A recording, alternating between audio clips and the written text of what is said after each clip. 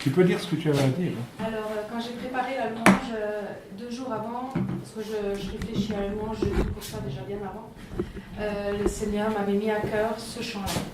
C'est une proclamation qui est dans la parole et il m'a dit tu commenceras par ça et vous le proclamerez. Et après nous prendrons un chant qui est pour Yeshua, où nous lui disons que Jésus nous te couronnons, le suivant. Et après nous prendrons une louange. Ça sera un peu différent aujourd'hui. Mais j'ai vraiment ressenti qu'il fallait proclamer Amen. ce que Jésus a fait pour nous à la croix et après on le remercie. Amen. Il a dépouillé Les dominations et les autorités, il a livré publiquement en spectacle, en triomphant par la croix. Il a dépouillé les dominations et les autorités. Il les a livrés publiquement en spectacle, en triomphant par la croix. Il a dépouillé les dominations et les autorités. Il les a livrés publiquement en spectacle, en triomphant par la croix. Amen. J'aimerais qu'on reprenne cela sans le chanter et qu'on le proclame à haute, calme et intelligible voix, parce que ça me montre qu'il a vraiment inspiré Anna dans le fait de dire ces paroles. Vous savez, nous serons jugés selon toutes les paroles que nous avons prononcées. Ça veut dire que toutes les paroles que nous prononçons entraînent quelque chose dans le monde spirituel. Et c'est évident qu'on vit en ce moment un temps extraordinaire, vraiment, où le Seigneur fait des choses extraordinaires dans l'œuvre. On le voit, c'est clair, on ne va pas rentrer dans les détails. Mais on sent aussi les combats.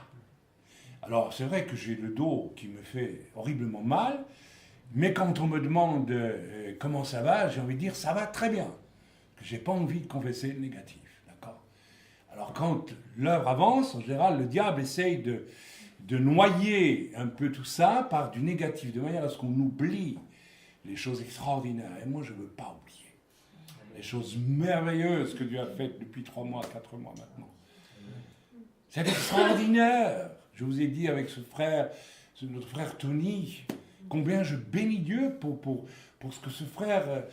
écoutez, c'est un cadeau. Et puis d'autres aussi, il y a des cadeaux énormes qui se font. Et eux aussi nous disent, mais vous êtes un cadeau pour nous. Il y a vraiment des choses formidables qui se passent.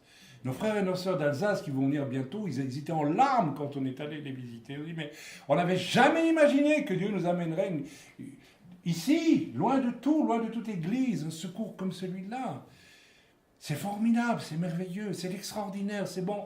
Et nous voulons dire à l'ennemi, il a dépouillé les dominations. Tu as été dépouillé, le Satan, tu peux faire ce que tu veux, tu peux nous faire mal au dos, tu peux... Ok, de toute façon, on continue. Et la gloire de Dieu va être encore plus grande. Pas la gloire de Dieu qui fait qu'on est fier d'être... Waouh, la gloire de Dieu, non. La gloire de Dieu, c'est pour Dieu seul. Parce que souvent, on dit, c'est la gloire, il y a la gloire de Dieu. Oui, tu es sûr que c'est vraiment la gloire de Dieu ou c'est ta gloire à toi? On est excité quand il se passe. Il ne faut pas être excité. Il ne faut pas être excité. Parce que lorsque l'œuvre de Dieu se fait vraiment, il y a aussi de la souffrance. Une œuvre de Dieu sans souffrance, ce n'est pas une œuvre de Dieu. Si vous cherchez des choses qui sont toujours écoutez, vous vous trompez, il ne faut même pas venir ici. C'est là du temps perdu. Si vous voulez vraiment travailler pour le Seigneur, vous allez voir des grandes choses, oui. Vous allez souffrir avec. Mais nous, on veut dire à l'ennemi, il a dépouillé les dominations et les autorités. Alors on va le répéter. Mais ne le dites pas si vous ne sentez pas de le dire. Ouais, ça va aller jusque-là. Amen. On y va? Il a dépouillé les dominations et les autorités. Point. C'est là, comme on dit en hébreu. Pause. Il les a livrés publiquement en spectacle, en triomphant d'elle par la croix. Amen. Qui croit ça? Quel est celui qui souffre en ce moment dans son corps? Quel est celui qui ose encore se plaindre après avoir proclamé ça? Ça n'a pas d'importance. Choum d'abord. D'accord? Amen. Quel est celui qui est frustré de quelque chose ou que sais-je d'autre aujourd'hui? Vous n'avez plus le droit de le dire. Voilà. Il faut traverser. Les temps qui sont devant nous sont des temps... La 6e trompette de l'Apocalypse a sonné, mes amis. Il y a une guerre mondiale avec 1 milliard, 2 milliards d'individus qui vont mourir sur la Terre. C'est écrit dans la Bible. Ça ne me réjouit pas. Hein. Ça ne m'excite pas. Dans ma famille, j'ai vu ce que les guerres ont fait comme souffrance et comme douleur, comme massacre. On n'est pas belge pour rien, ni juif d'ailleurs. J'ai vu, ça va. Ça ne m'excite pas. Ça me... Oh. Mais la trompette a sonné, mes amis.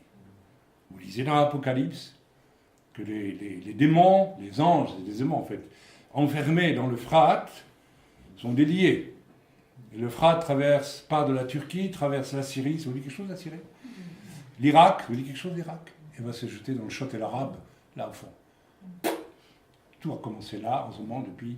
Et c'est clairement la 6e trompette. Et frères et sœurs, ce qui va descendre sur les nations n'est pas piqué des vers non plus.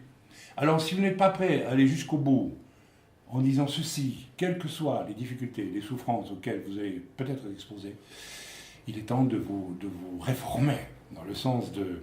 Nous avons Dieu à la victoire. Moi, j'ai aucune victoire. Dieu à la victoire. Jésus-Christ, Yeshua Mashiach à la victoire. Et c'est grâce à la victoire que j'avais traversé tout. Pas par ma force à moi, par sa victoire à lui. J'aime mon Seigneur, j'aime Jésus, j'aime Yeshua. Parce que je sais que lui est le divin époux qui va me permettre de traverser. Je fais partie de son épouse. Il a décidé de me protéger, mais je veux le suivre. Je veux vraiment le suivre, lui, et rien d'autre. Parce que si vous ne suivez pas le Seigneur, vous le suivez à moitié, il ne faut pas espérer non plus une protection complète. Vous aurez une demi-protection, ou un quart. Amen. Vas-y Anna, continue. Excuse-moi. Jésus, nous te couronnons. Nous te proclamons roi, présent au milieu de nous. Nous t'élevons par nos chants, nous t'adorons, nous t'exaltons. Viens établir ton trône éternel. À nos louanges nous t'invitons. Viens Jésus, prends la place du roi. Jésus, nous te couronnons.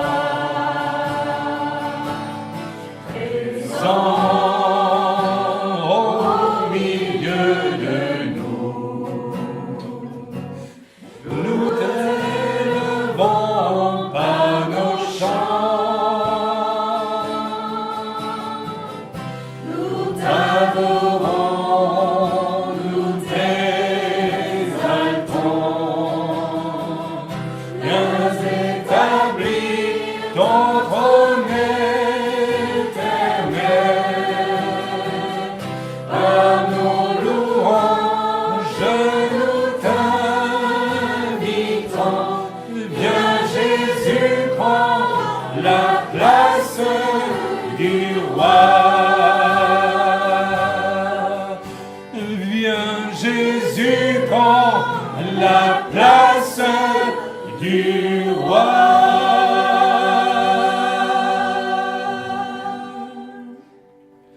Oh oui, Seigneur, en ces temps si particuliers où tu nous as fait le privilège de nous engager dans un combat, Seigneur, pour l'amour des âmes que tu aimes, toi, en France particulièrement, où nous avons maintenant ces 3 groupes nouveaux, dont un est devenu une assemblée, Seigneur, en si peu de temps. Et nous entendons le cri des gens de Paris, des gens de Corse, des gens d'ailleurs qui nous appellent au secours, de ce nouveau groupe d'Alsace qui nous appelle au secours aussi, qui ne nous appelle pas nous au secours, mais qui appelle au secours celui qui veut bien nous utiliser, car nous ne sommes que de faibles instruments, et ce n'est pas une parole de fausse humilité, c'est une parole vraie. Nous sommes vraiment de faibles instruments, mais par ta grâce, nous pouvons accomplir ce que tu souhaites pour ces âmes en détresse, Seigneur, qui crient à toi. Il y en a tant aujourd'hui. Alors, Seigneur, merci.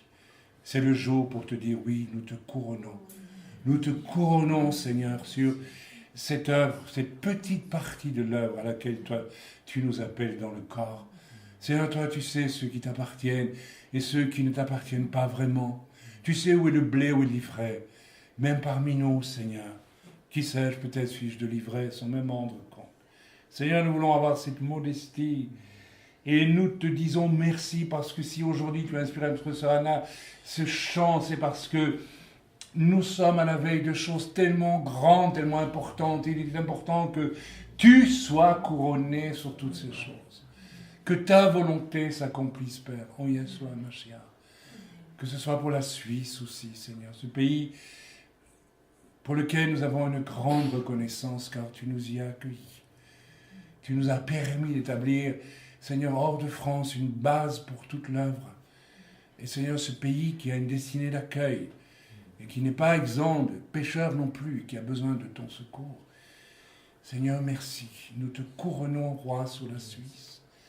Nous te couronnons, roi, sur Israël, Seigneur, sur Jérusalem. Nous te couronnons, roi, sur la France.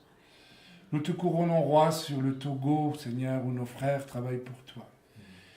Nous te couronnons, roi, Seigneur, sur tous ceux qui sont dans l'œuvre, Seigneur. Et tu nous as fait la grâce, Seigneur, que nous puissions travailler ensemble.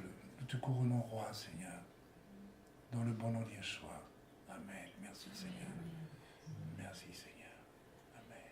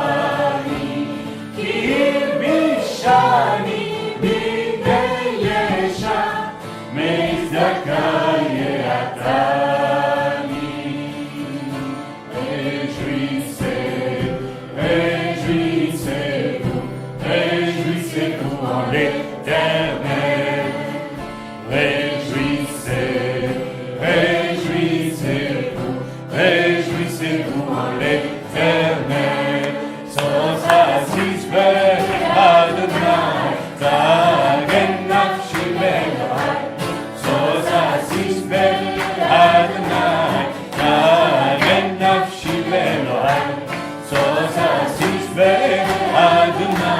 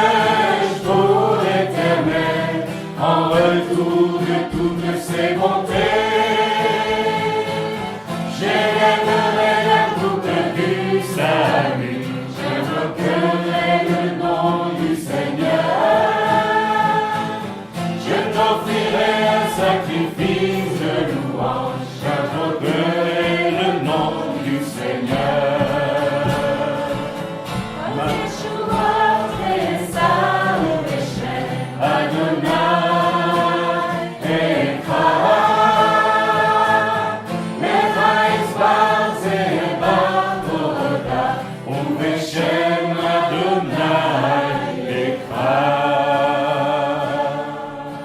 ובשם אדוני אקרא.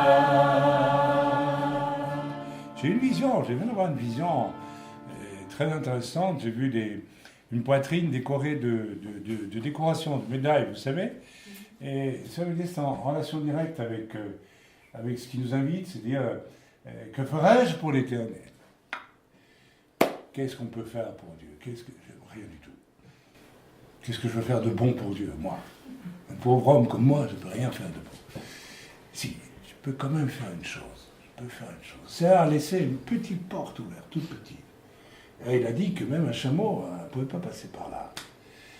Et cette petite porte ouverte, elle est résumée dans 2 commandements essentiels.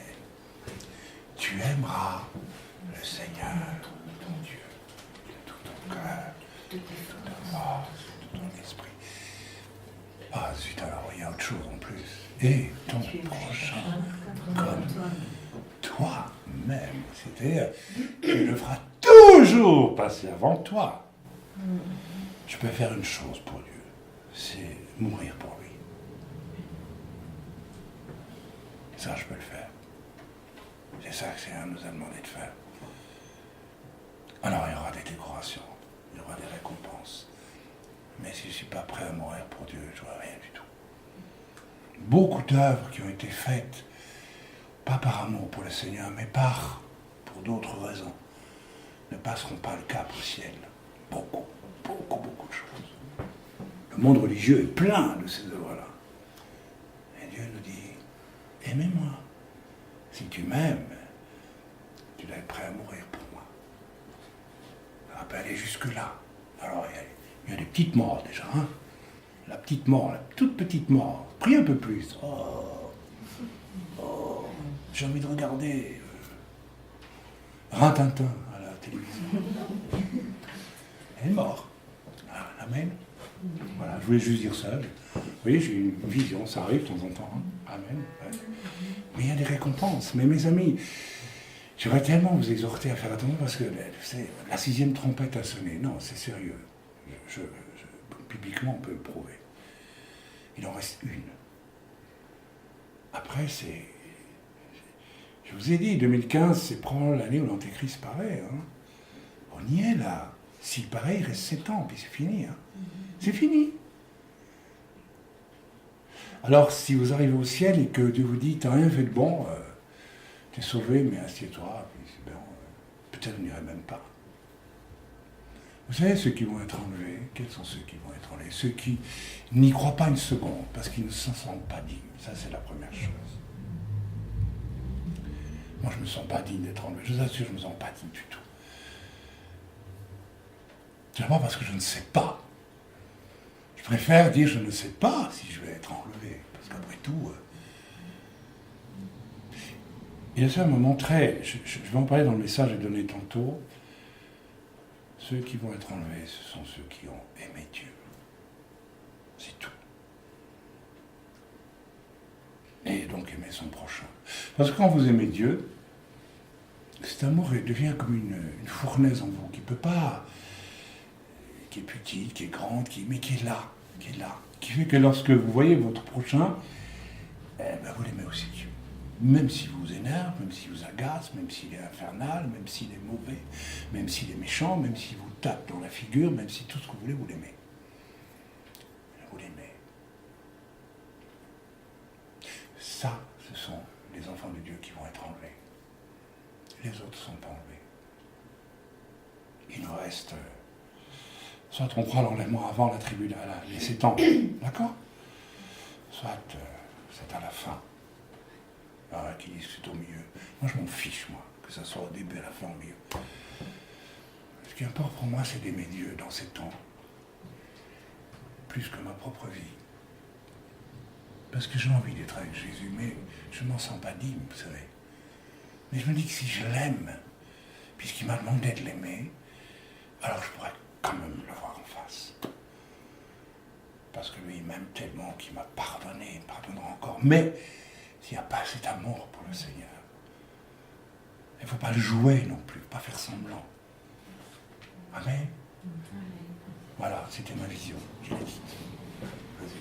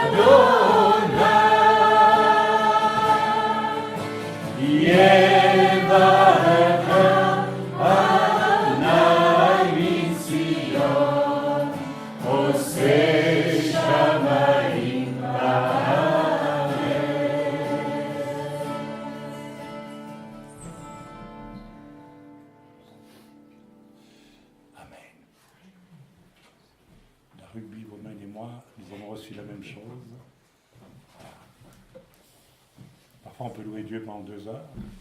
Bon. Quand Dieu dit, on passe au message, on passe au message.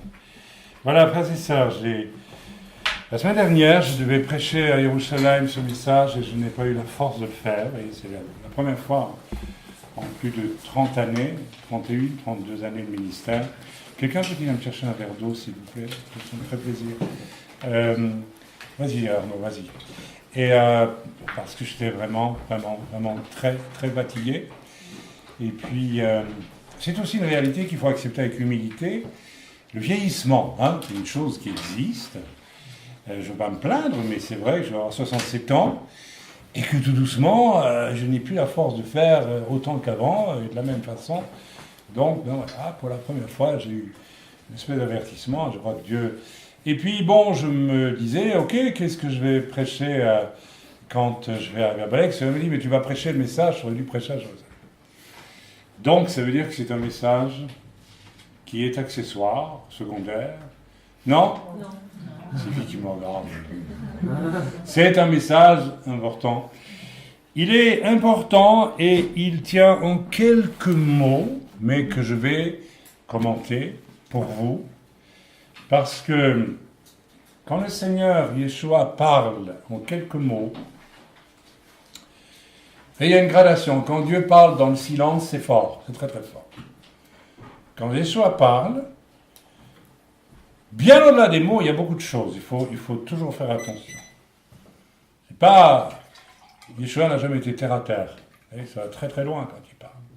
Alors on va partir de Matthieu, au chapitre 22, verset 21, verset 22. C'est très puissant. Pourtant on va dire, bon, apparemment pas, mais ça l'est en réalité. Donc Matthieu 22, au verset 22, c'est Matthieu 22 ou 22, 21, 22, tiens, on dirait que, excusez-moi, 22, alors Matthieu 22, oui, 21, 22, voilà. Alors c'est le fameux passage où des petits malins viennent présenter, n'est-ce pas, à Yeshua, une pièce de monnaie, avec la figure de Caesar, de César d'un côté, et puis vous savez que les Romains occupaient la Judée, donc chapitre 22, versets 22 et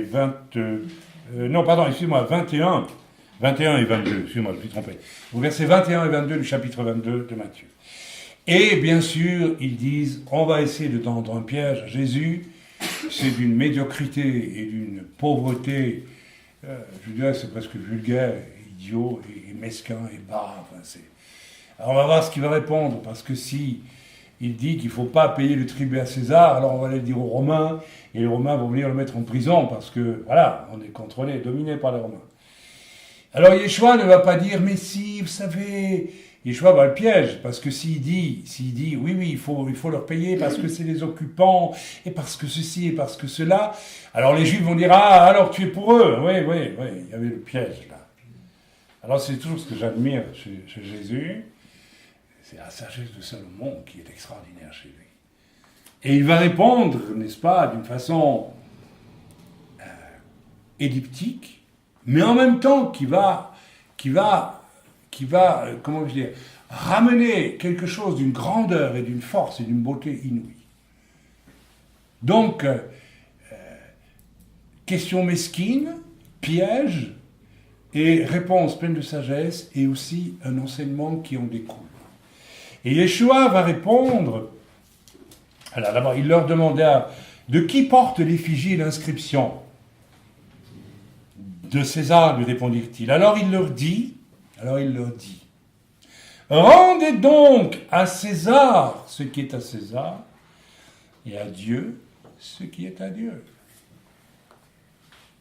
Donc il répond, il ne dit pas, j'appartiens au camp des Juifs qui sont contre l'occupation romaine, pourtant il était contre, mais il ne le dira jamais.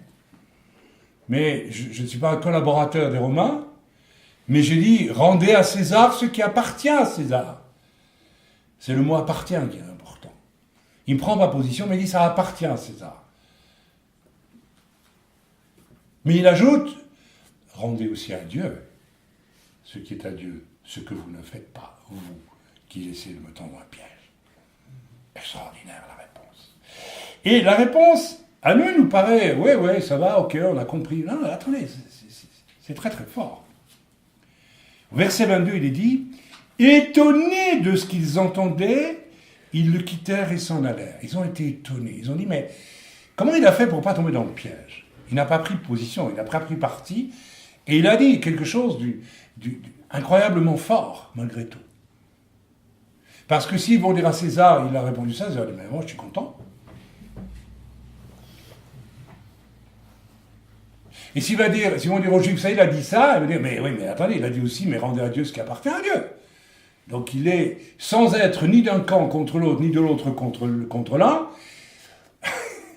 il amène une vérité bien plus grande, bien plus importante.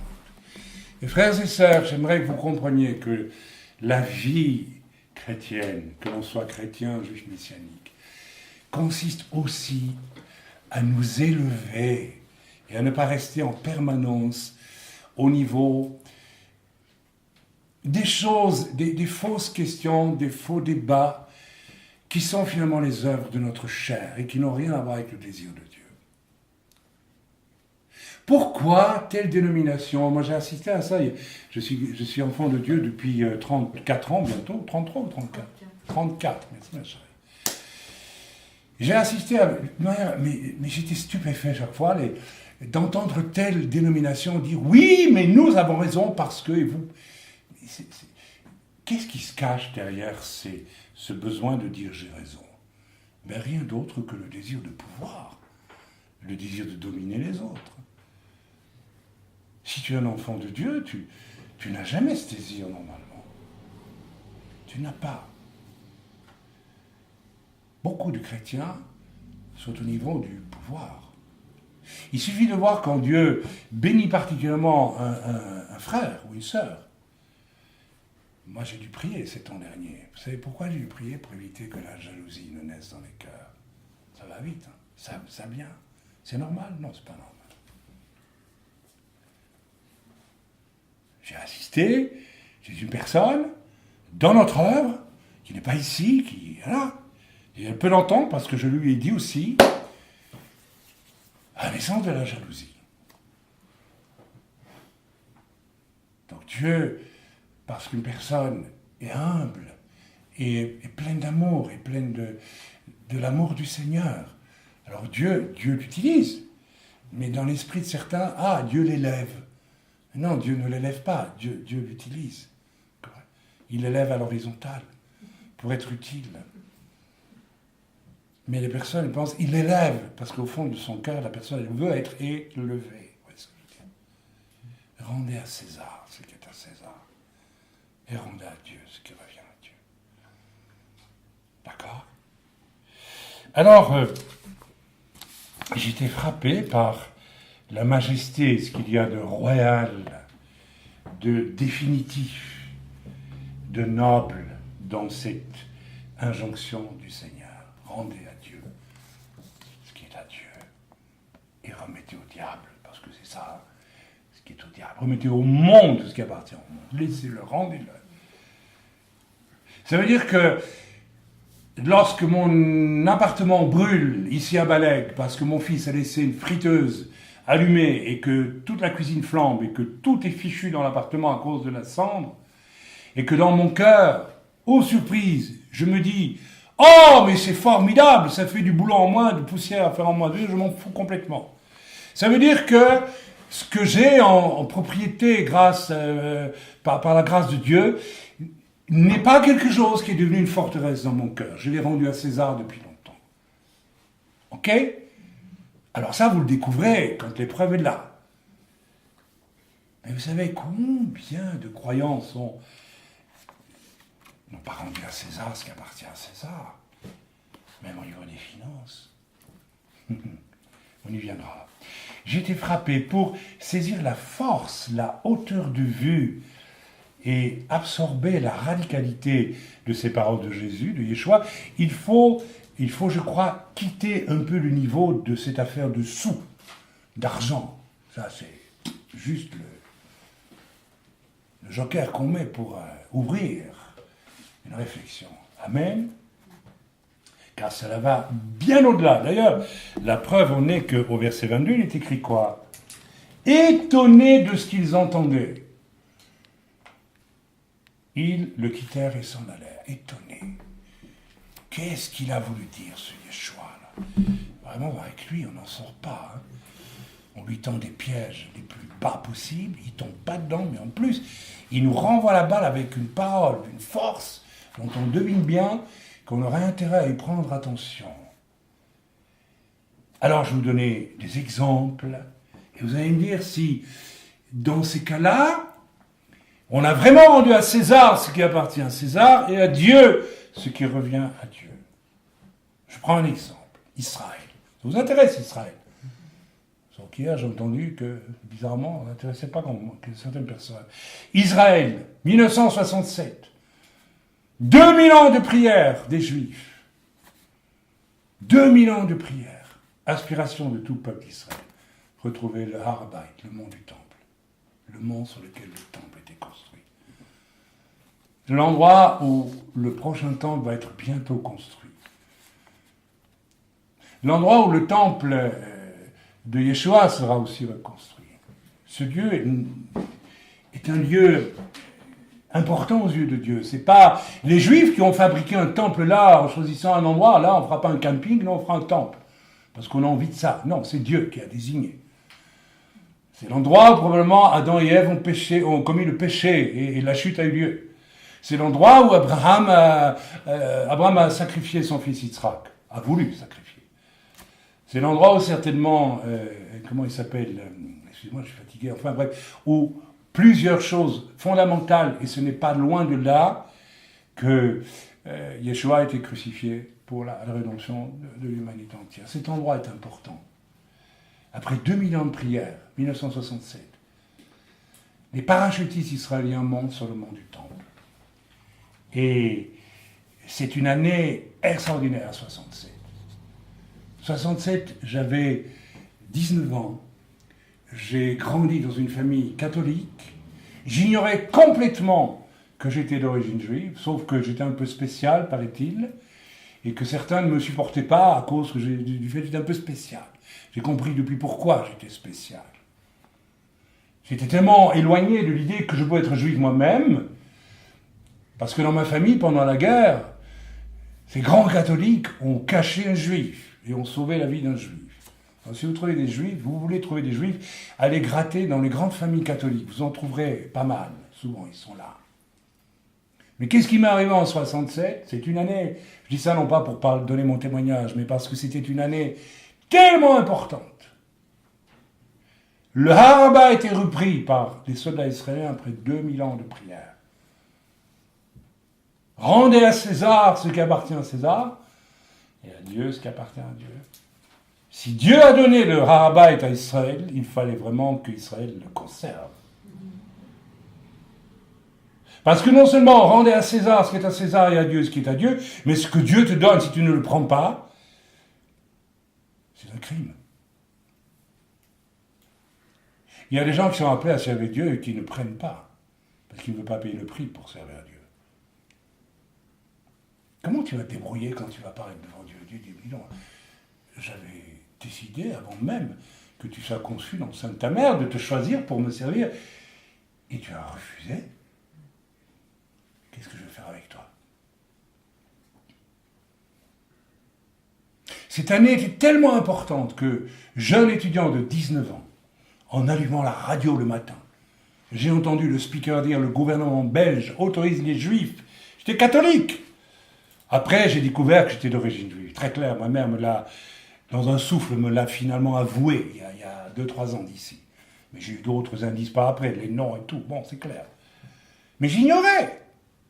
C'était tellement important en 67 qu'en écoutant la radio, j'étais foudroyé quand le speaker a dit « Le gouvernement belge autorise les Juifs de Belgique, s'ils le veulent, à prendre l'avion et à partir en Israël pour faire la guerre s'ils veulent. » À l'instant même, j'ai été visité par quelque chose, on m'a dit « Je prends l'avion, je vais me battre pour ce pays. » Je ne savais même pas où c'était sur la carte. Je vous dis toutes ces choses, non pas pour dire « Chaim a vécu un truc exceptionnel », pour vous dire que c'était important, le Harabait. J'ai été à l'école, j'ai dû trouver mon professeur de religion catholique, parce qu'en Belgique, tout est catho dans les écoles. C'est une école de métier d'art. Graphisme, design, tout ça. J'ai étudié ces choses, la photo et tout ce qui s'ensuit.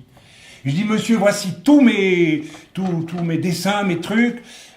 Faites-en ce que vous voulez. Ne dites rien à mes parents aujourd'hui. J'étais quand même un peu gonflé. Je quitte l'école, je fais du stop. N'est-ce pas, à Namur, sur la route, je vais à Bruxelles, je trouve un avion, je vais en Israël parce qu'ils attaquent Israël. Il m'a dit, mais qu'est-ce que tu vas voir avec ça ? Je ne sais pas, mais je dois y aller. Et là, je suis devenu israélien juif ce jour-là, à 19 ans. Je suis redevenu. Dieu a réveillé. C'est quelque chose d'extraordinaire. Le professeur, il m'a enfermé dans un placard à balai. Parce que, non, c'est authentique, il m'a enfermé. Et il est fou. Il est fou. Déjà, j'étais un peu fou, paraît-il. On m'a fait voir par un psychologue et tout, pour voir si ça allait tout. Parce que bon, j'étais spécial, on va dire. Bon, alors, quand vous êtes spécial, vous êtes fou. Non.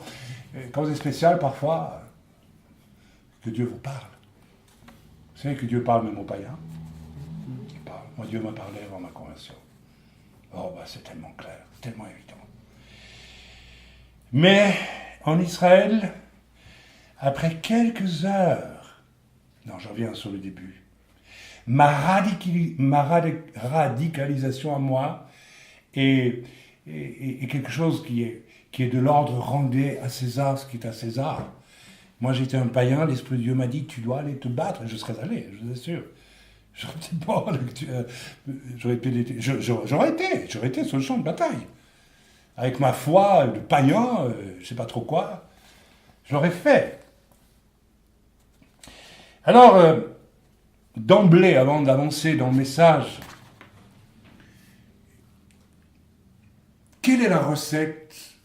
On peut se poser la question pour rendre à César ce qui appartient à César et à Dieu ce qui appartient à Dieu. Le jour où, en écoutant cette radio le matin chez moi, rue des Remparts à Fos-la-Ville en Belgique, je me vois encore, et que j'ai décidé, je pars. Je vais défendre ce pays parce que Dieu me le dit de le faire. Voilà, c'est comme ça. J'ai rendu à César ce qui appartient à César. Et j'ai rendu à Dieu ce qui appartenait à Dieu. Ah oui, vous comprenez? Et quelle est la recette? Pourquoi je l'ai fait avec cette violence, cette détermination, Récemment, j'ai regardé un film. On voit pendant la moitié du film un jeune homme qui est amoureux d'une jeune fille. Et il vend ses biens, il vend tout pour arriver à ce que le beau-père, qui est un fou orgueilleux, veuille bien lui donner sa fille. Quel est le moteur? Quel est le moteur? L'amour. Il lui sera beaucoup pardonné. Parce qu'elle a beaucoup aimé. Quand je vois nombre de chrétiens, je dis, mais je sais pas moi, l'amour, mais ok. Je ne veux pas ici donner des exemples, mais il y en a. Ta fidélité par rapport au Seigneur. Tu rouspètes parce qu'autour de toi, ça ne va pas comme tu veux, mais toi, tu t'es regardé. Et ton Père dans les cieux, s'il tient compte de tes présences aux réunions, il dit, mais dis donc, c'est fou de moi, quoi. Je le dis ouvertement. Et vous, vous plaignez les autres? Mais vous n'avez pas d'amour, là. Vous êtes des enfants capricieux. Qu'est-ce que c'est que cette histoire? Questionnons-nous par rapport à Dieu, avant de regarder ce qui ne va pas autour de nous. Et moi, je suis en ordre avec Dieu, et moi, j'aime Dieu, et moi, comment je fais? Comment je me conduis? Où est mon amour? Ah, quand je suis visité par l'Esprit de Dieu, là, j'ai plein d'amour. Mais quand je suis chez moi, et que je ne suis plus, n'est-ce pas, touché par quelque chose d'exceptionnel, qu'est-ce que je deviens? Il y a 3 semaines d'ici, 3 semaines, je ne sais plus, 4 semaines, je vais raconter l'expérience que j'ai vécue. Je peux en parler, j'ai été transfiguré, oui, dans mon fauteuil. Ma femme en est témoin. J'étais plus un homme, j'étais comme du cristal, comme du verre, comme de la lune, je ne sais pas. Dieu m'a visité, je ne m'y attendais pas, paf. C'est extraordinaire. Et le lendemain, je marchais dans les rues, j'ai l'impression d'être, excusez-moi, c'est comme au ciel. J'étais au ciel, j'étais plus un humain. Et j'ai parlé à cet homme à Jaune, dans le magasin. Ce pauvre homme, complètement perdu, que j'ai vu, ce Suisse qui était là, avec son chapeau jusque-là, obèse comme ça, et qui, avec des vêtements complètement... Et on devinait une vie complètement mal détruite. Et Dieu m'a dit, va lui dire simplement, et vous savez, je n'ai jamais... C'est pas moi qui avais de l'amour, c'est le Seigneur en moi. Que Jésus connaît sa détresse, et qu'il veut le sauver. Et qu'il l'aime. Vous pouvez dire ça un peu n'importe comment à quelqu'un, alors, mais quand c'est Dieu qui vous habite et qui le dit, je me dis, le gars, il avait les larmes aux yeux quand il est parti. Dieu m'a dit, tu lui dis rien d'autre que ça. Mais l'amour de Dieu m'habitait, frères et sœurs, d'une façon extraordinaire. Je pourrais dire, mais depuis ce jour-là, moi, le lendemain, c'est fini. J'ai dû reprendre quelqu'un, ça m'a ramené très terre à terre, et puis, cette présence de Dieu en moi, elle n'y était plus. Ça ne veut pas dire que je suis plus sauvé. Vous voyez ce que je veux dire? Je pourrais gémir, dire, je pourrais retrouver ça. Non! Alors, j'ai dit, ça va, j'étais de nouveau dans la réalité toute banale, toute simple. Et je dis, bon, ok, Seigneur, qu'est-ce que je fais pour toi aujourd'hui? J'avance, je continue, je travaille. Amen. Mais en Israël, après l'épisode du mont du Temple, après quelques heures, après que le Araba a été pris, après que nos chers parachutistes, nos soldats, parce que ça c'était avec la permission de Dieu quand même, et enfin repris le mont du temple avec des morts et des blessés. Et ils sont montés sur ce mont du temple. Après 2000 ans de prière où Dieu a rendu le Harabait, après quelques heures, le mont du temple rêvait pendant 2000 ans, et que Dieu, après 2000 ans de larmes et de prières, à tel point qu'on a appelé le fameux mur, le Kotel, le mur des lamentations. Il y a 2000 ans de Juifs qui ont supplié Dieu là, et Dieu a donné. Et quelques heures après, certaines autorités israéliennes ont décidé de remettre à nouveau le Harabait dans les mains des musulmans, du Waqf. Ce sont des païens, ce sont des idolâtres, oui, à leur façon. On les connaît, on voit. J'espère que vous n'êtes pas œcuménisant à dire oui, l'islam, le christianisme, le judaïsme, tout ça se passe ensemble. Non, ça ne va pas ensemble. Dieu a rendu le Harabait aux Juifs, on l'a rendu. Alors, pendant des années et des années et des années, je me suis dit, mais pourquoi ils ont fait ça? Pourquoi ils ont fait ça? Il y a une explication. Pourquoi faire ça? Mais rendez-vous compte, vous perdez votre femme, vous priez pendant 2000 ans, et puis Dieu vous la rend, et puis vous la rendez à je ne sais qui. Non mais attendez, c'est quoi? Mais qu'est-ce que c'est ça? Pourquoi?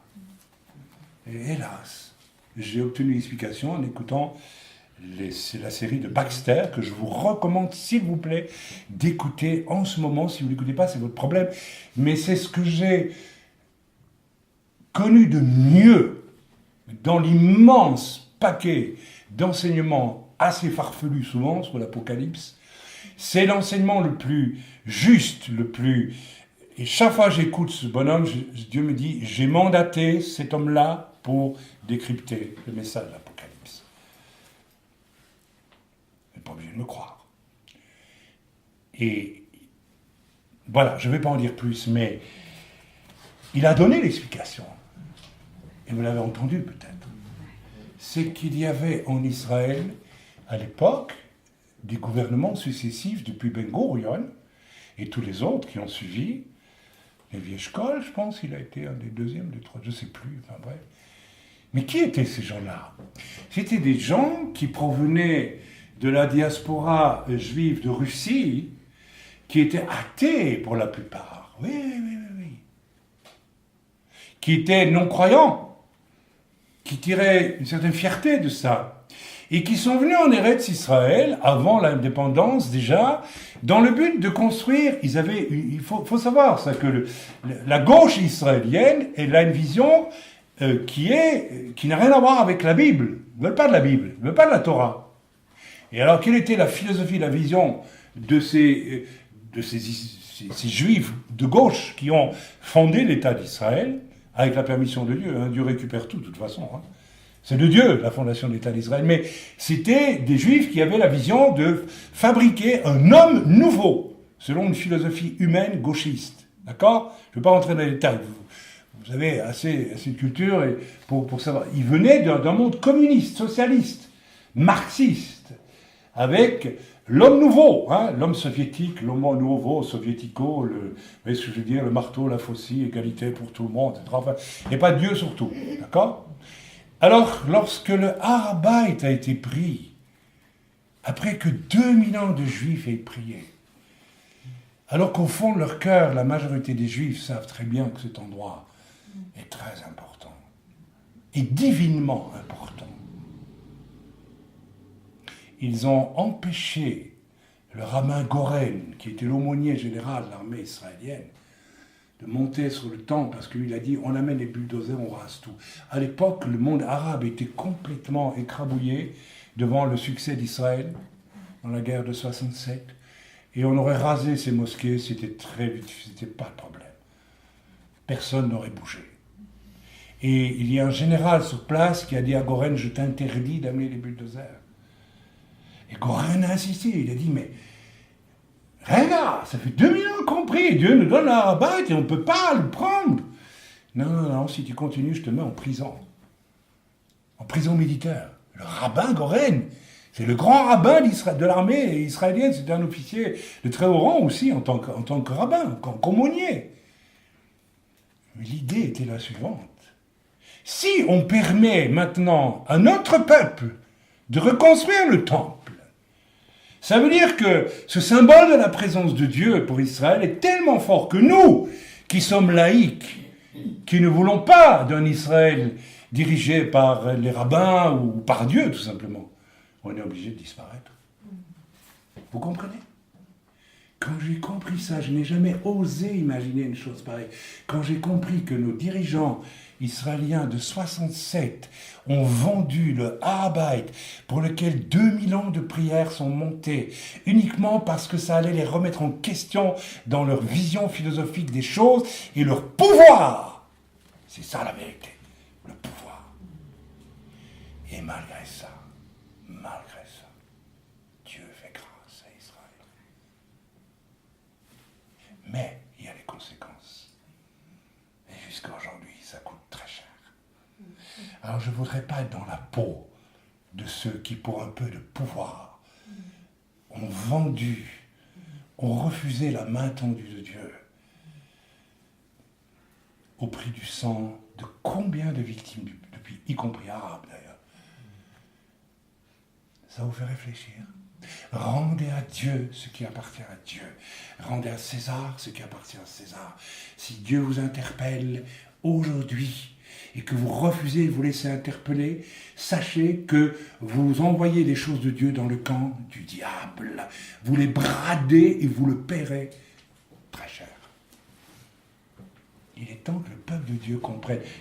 On ne s'occupe pas d'Israël ici, on s'occupe de nous ici, d'accord ? Il est temps que nous comprenions que nous allons toujours récolter ce que nous avons semé dans ce domaine-là. Amen. L'autorité musulmane, voilà, je l'ai dit, la raison, donc, je vous l'ai dite. C'est choquant, hein ? Mais c'est la vérité, pourtant. Ainsi, les politiques israéliens de l'époque se moquaient de Dieu. Ça veut dire aussi qu'ils savaient très bien qu'il y avait quelque chose de divin avec ce temple. Je ne dis pas qu'il y avait nécessairement, il y aurait eu la présence de Dieu, je n'en sais rien, on ne l'a pas construit. Mais ils avaient peur de ça. Et alors que Dieu rendait le mont du temple à son peuple, eux le rendaient à l'ennemi. Rendez à César ce qui est à César, et à Dieu ce qui est à Dieu. Aujourd'hui, heureusement, il y a la voix isolée. Vous connaissez Moshe Feiglin ? J'aime beaucoup Moshe Feiglin. Il est dans le Likoud. Il va vraiment être ministre. Il est le seul qui ose dire, mais nous devons remonter sur le Har-Bait. Parce que nous allons le payer très cher si nous ne montons pas sur le Har-Bait. Mais aujourd'hui, monter sur le Har-Bait pour Israël, c'est s'assurer d'une réaction extrêmement violente dans le monde entier de la part des musulmans. Et puis toutes les nations du monde vont rajouter une touche. Rome va dire, ah non, on va faire de Jérusalem une ville internationale. Et c'est ce qui va arriver, c'est une ville internationale, œcuménique qui va surgir de tout ça. Alors que ce n'est pas le plan de Dieu du tout. Amen. Aujourd'hui, Israël a même dû voter des lois interdisant aux Juifs d'aller prier sur le mont du Temple. Vous vous rendez compte ? Pour éviter les problèmes, on interdit même aux Juifs de monter sur le Har-Bait pour y prier. C'est comme si on disait à un catholique, on t'interdit d'aller à Rome parce que les musulmans, ils veulent prendre Rome, donc tu n'y vas plus non plus. D'accord ? Tu ne vas plus prier à Rome. C'est comme on disait aux protestants, vous n'avez plus prier à la cathédrale de Lausanne parce que les catholiques la veulent. Et c'est ce qu'ils font d'ailleurs.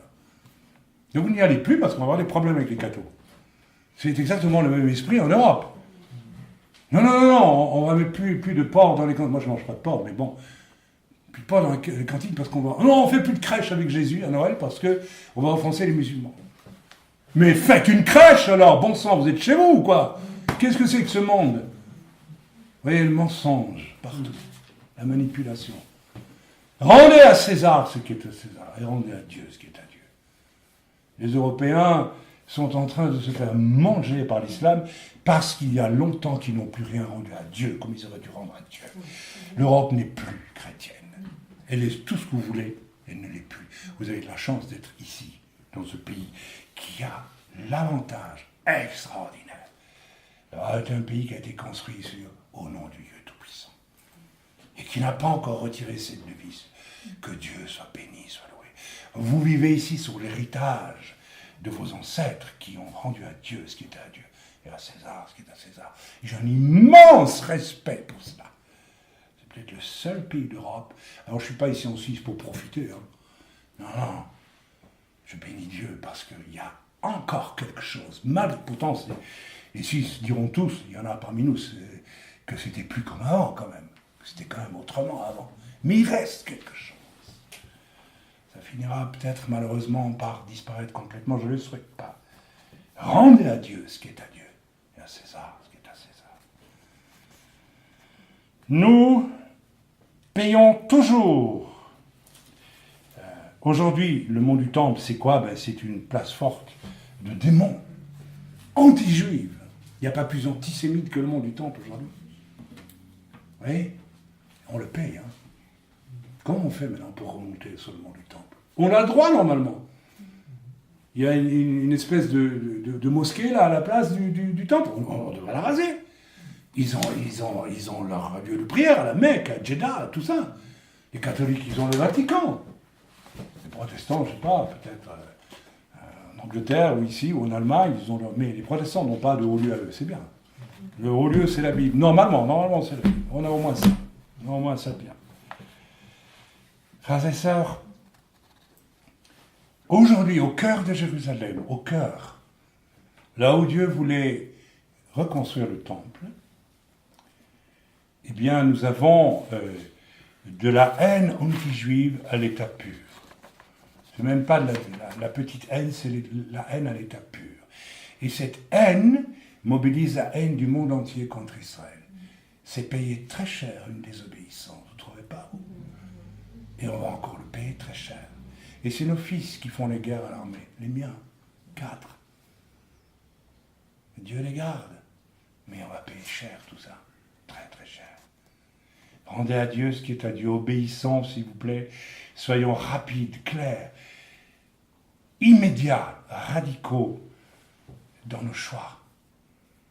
Si tu sais que tel choix que tu fais, ne le fais pas. Ne le fais plus. Les temps sont tellement courts, mon frère, ma soeur. C'est fini, il faut arrêter de mêler l'eau et l'huile, ça ne marche pas ensemble. Comme disait un certain prophète, mais décidez-vous, marchez avec Baal ou marchez avec Dieu. Luther, un jour, du haut d'une chaire, a dit une chose terrible. Je vais vous choquer, mais il l'a dit. Il voyait venir au culte d'anciens catholiques devenus des protestants, très bien, luthériens. Alors ils étaient toujours assis sur leur chaise, tout contents. Ils faisaient ce qu'ils appelaient leurs bonnes œuvres à eux. En fait, ils étaient encore très catholiques quelque part. Et puis, ça va, on nous a dit qu'on était sauvés. Ça suffit. Et puis, rendre à César ce que César et à Dieu ce qui est à Dieu, c'était très approximatif. Et Luther a vu clair à travers tout ça. Il a dit, vous, il n'a pas dit grossièrement, mais quoi que Luther, c'est vulgaire quand même. Il y allait à fond. Il a dit, vous les hommes là, allez coucher avec une prostituée une bonne fois pour savoir ce qu'est le péché, et après vous viendrez vous repentir. Parce que vous n'avez pas de repentance dans votre cœur. Vous n'avez pas de... Dieu n'habite pas vos cœurs. C'est une parole terrible. Bon, ils ne sont pas allés, je suppose. Mais il voulait dire par là, mais vous faites semblant. Mais notre cœur n'y est pas. Et il avait raison de le dire, même si c'était assez violent. Ok ? Si c'est si simple, mais si dense parole de Yeshua, rendez à César ce qui est à César. Dans vos finances, dans le temps, dans tout, dans vos choix, ce que vous regardez, ce que vous ne regardez pas. La façon dont vous vivez votre vie chrétienne. Par habitude. Si vous n'avez plus de défis dans votre vie chrétienne, il y a quelque chose qui ne va pas. Celui qui aime, il a des défis tous les jours avec Dieu. Quand un défi est terminé, c'est un nouveau qui vient. Moi, je ne regrette qu'une chose, c'est que je vieillis, que je suis quand même malade, et que je n'aurai pas toutes les forces que j'avais il y a 20 ans ou 30 ans, où j'étais moins expérimenté. Alors avec l'âge, on est un peu plus sage. Avec tout ce que je sais, si j'avais les forces. Mais je me donnerais 10 fois plus encore. Parce que j'aime Jésus. Pourtant, je ne suis pas parfait. Vous êtes parfait? Non, il n'est pas parfait. Si cette parole si simple mais si dense de Yeshua, moi j'aime les paroles simples et denses qui en quelques lettres balayent et embrassent tant de choses, nous élèvent très haut. Avec 3 mots, Jésus nous élève et nous fait réfléchir. J'aime ça. Si cette parole courte et dense était adoptée par l'Église, dans toute sa réalité, dans toute sa vérité, dans toute sa profondeur, l'Église aurait de longtemps vécu et aurait eu un autre visage que celui qu'elle a. Quel est celui d'entre vous qui ne s'est pas dit un jour, j'en ai marre des chrétiens, quand je vois l'Église? Vous n'avez jamais eu cette pensée? Vous avez tous eu ça un jour. Vous n'avez jamais été déçus, sans orgueil, mais vous dites, mais c'est pas possible, mais quel cirque, mais quel cirque, mais qu'est-ce que c'est que cette histoire? Le pauvre Arthur Katz, peut-être une année avant de mourir, était chez moi, à Yerushalayim, à propos de son livre sur l'apostolique va sortir. Nous allons l'éditer, nous avons reçu les droits des États-Unis, on peut le faire. Je vous invite, s'il vous plaît, j'ai presque envie de dire, j'ordonne, mais je ne veux pas ordonner, mais lisez-le, c'est un livre formidable. Art était un homme de Dieu, comme il n'y en a pas beaucoup.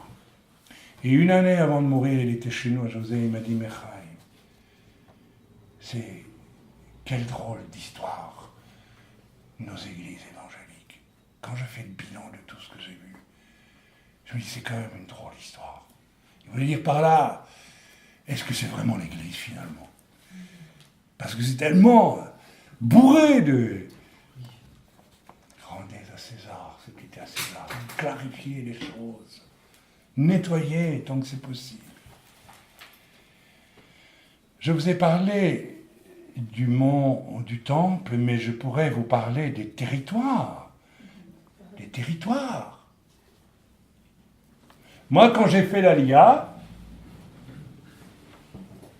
j'ai rendu à César ce qui était à César et à Dieu ce qui était à Dieu.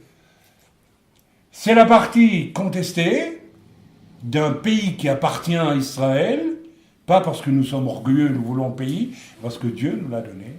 Moi, je ne suis qu'un ressuscité en tant que juif, mais je suis juif, puisque Dieu me l'a dit, il me l'a montré, puis j'ai les preuves. Enfin bon, ça c'est des détails. Le Seigneur m'a dit, tu vas dans les territoires. C'est un acte posé. C'est une façon de dire, voilà, c'est à nous. Et ça n'a pas été facile. Ceux qui nous connaissent, nous avons fait l'Aliyah avec 4 matelas, 5 matelas, 6 matelas, nous étions 6, ma femme, moi, et 4 garçons, et une table sur tréteau, qui pliait au milieu parce que c'était trop fine. On n'avait que ça. Ah, on avait des chaises. Oh oui, on avait des chaises. Rendez à César ce qui est à César. Rendez à Dieu ce qui est à Dieu. Est-ce que nous avons manqué de quelque chose? Non. Non. Venez chez moi à Jérusalem, vous verrez qu'on a ce qu'il faut. Et on n'est pas Rothschild, comme dirait je ne sais qui là. Mais on a ce qu'il faut. Dieu a pourvu, je me dis parfois, mais comment c'est venu tout ça? Comment on a fait? Je ne comprends pas. Hein, Fabienne, toi aussi, hein, quand tu arrives en Suisse, tu n'avais rien du tout. Mais non, va chez toi. C'est bien. C'est pas Rothschild, mais c'est bien. C'est ce qu'il te faut. Tu vas rester célibataire parce que tu es trop bien, là. Il faut que tu quittes un peu ton... Non? Tu veux toujours te marier? Oui. Oh, c'est très bien. Bien. Je l'ai dit, donc, je vous ai parlé du mont du Temple, mais je pourrais vous parler des territoires autour desquels le monde entier est en discussion depuis combien de temps maintenant? Ça va faire depuis 67. Depuis 67. Pour savoir si on va faire un État palestinien. Et ça fait combien de décennies maintenant que Dieu bloque la chose? Les uns disent que c'est à cause des Arabes, les autres disent que c'est à cause des Israéliens. Oui, je vous dis la vérité, moi, c'est Dieu qui dit, vous ne ferez rien du tout de tout ça, parce que c'est pas moi qui l'ai voulu. D'accord? 67. Qu'est-ce qu'on aurait dû faire en 67? Ariel Sharon, quand je l'ai rencontré à Man Ephraim, nous avons discuté avec lui, et il m'a dit on aurait dû annexer. Mais évidemment qu'on aurait dû annexer, puisque c'est à nous, et que Dieu nous l'a rendu en 67. On ne l'a pas rendu en 67.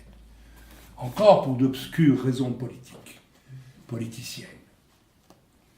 Résultat, combien de morts depuis? Combien d'épines dans nos yeux? Combien de grains de sable dans nos dents? Combien de couteaux enfoncés dans nos dans nos corps? Combien de bombes explosées? Nous avons une responsabilité, nous. Les Arabes, c'est rien d'autre que des étrangers en Israël. Alors, la Bible dit, si l'étranger qui est parmi toi te respecte, tu lui laisses vraiment de la place. Et tu le traites presque mieux même que ton propre peuple. Tu es extrêmement accueillant. Mais si je te demande de le chasser et que tu ne le chasses pas, il sera comme une épine dans tes côtés. Hein? Relisez l'Écriture. Rendez à César ce qui est à César. Alors voilà que nous avons ce pays minuscule, entouré d'une marée de pays musulmans.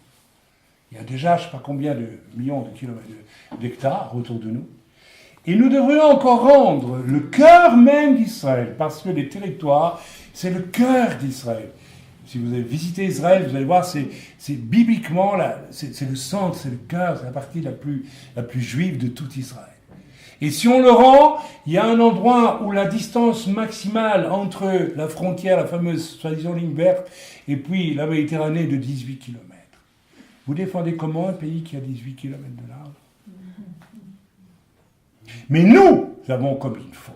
Nous n'avons pas laissé les territoires. Moi, je me sens propre devant Dieu. Parce que quand j'étais dans les territoires, j'ai écrit au Premier ministre, je lui ai dit, Benjamin Netanyahu, moi, Dieu m'a dit de te dire, il faut annexer, il faut faire un avec tout Israël. Autrement, on va encore beaucoup souffrir.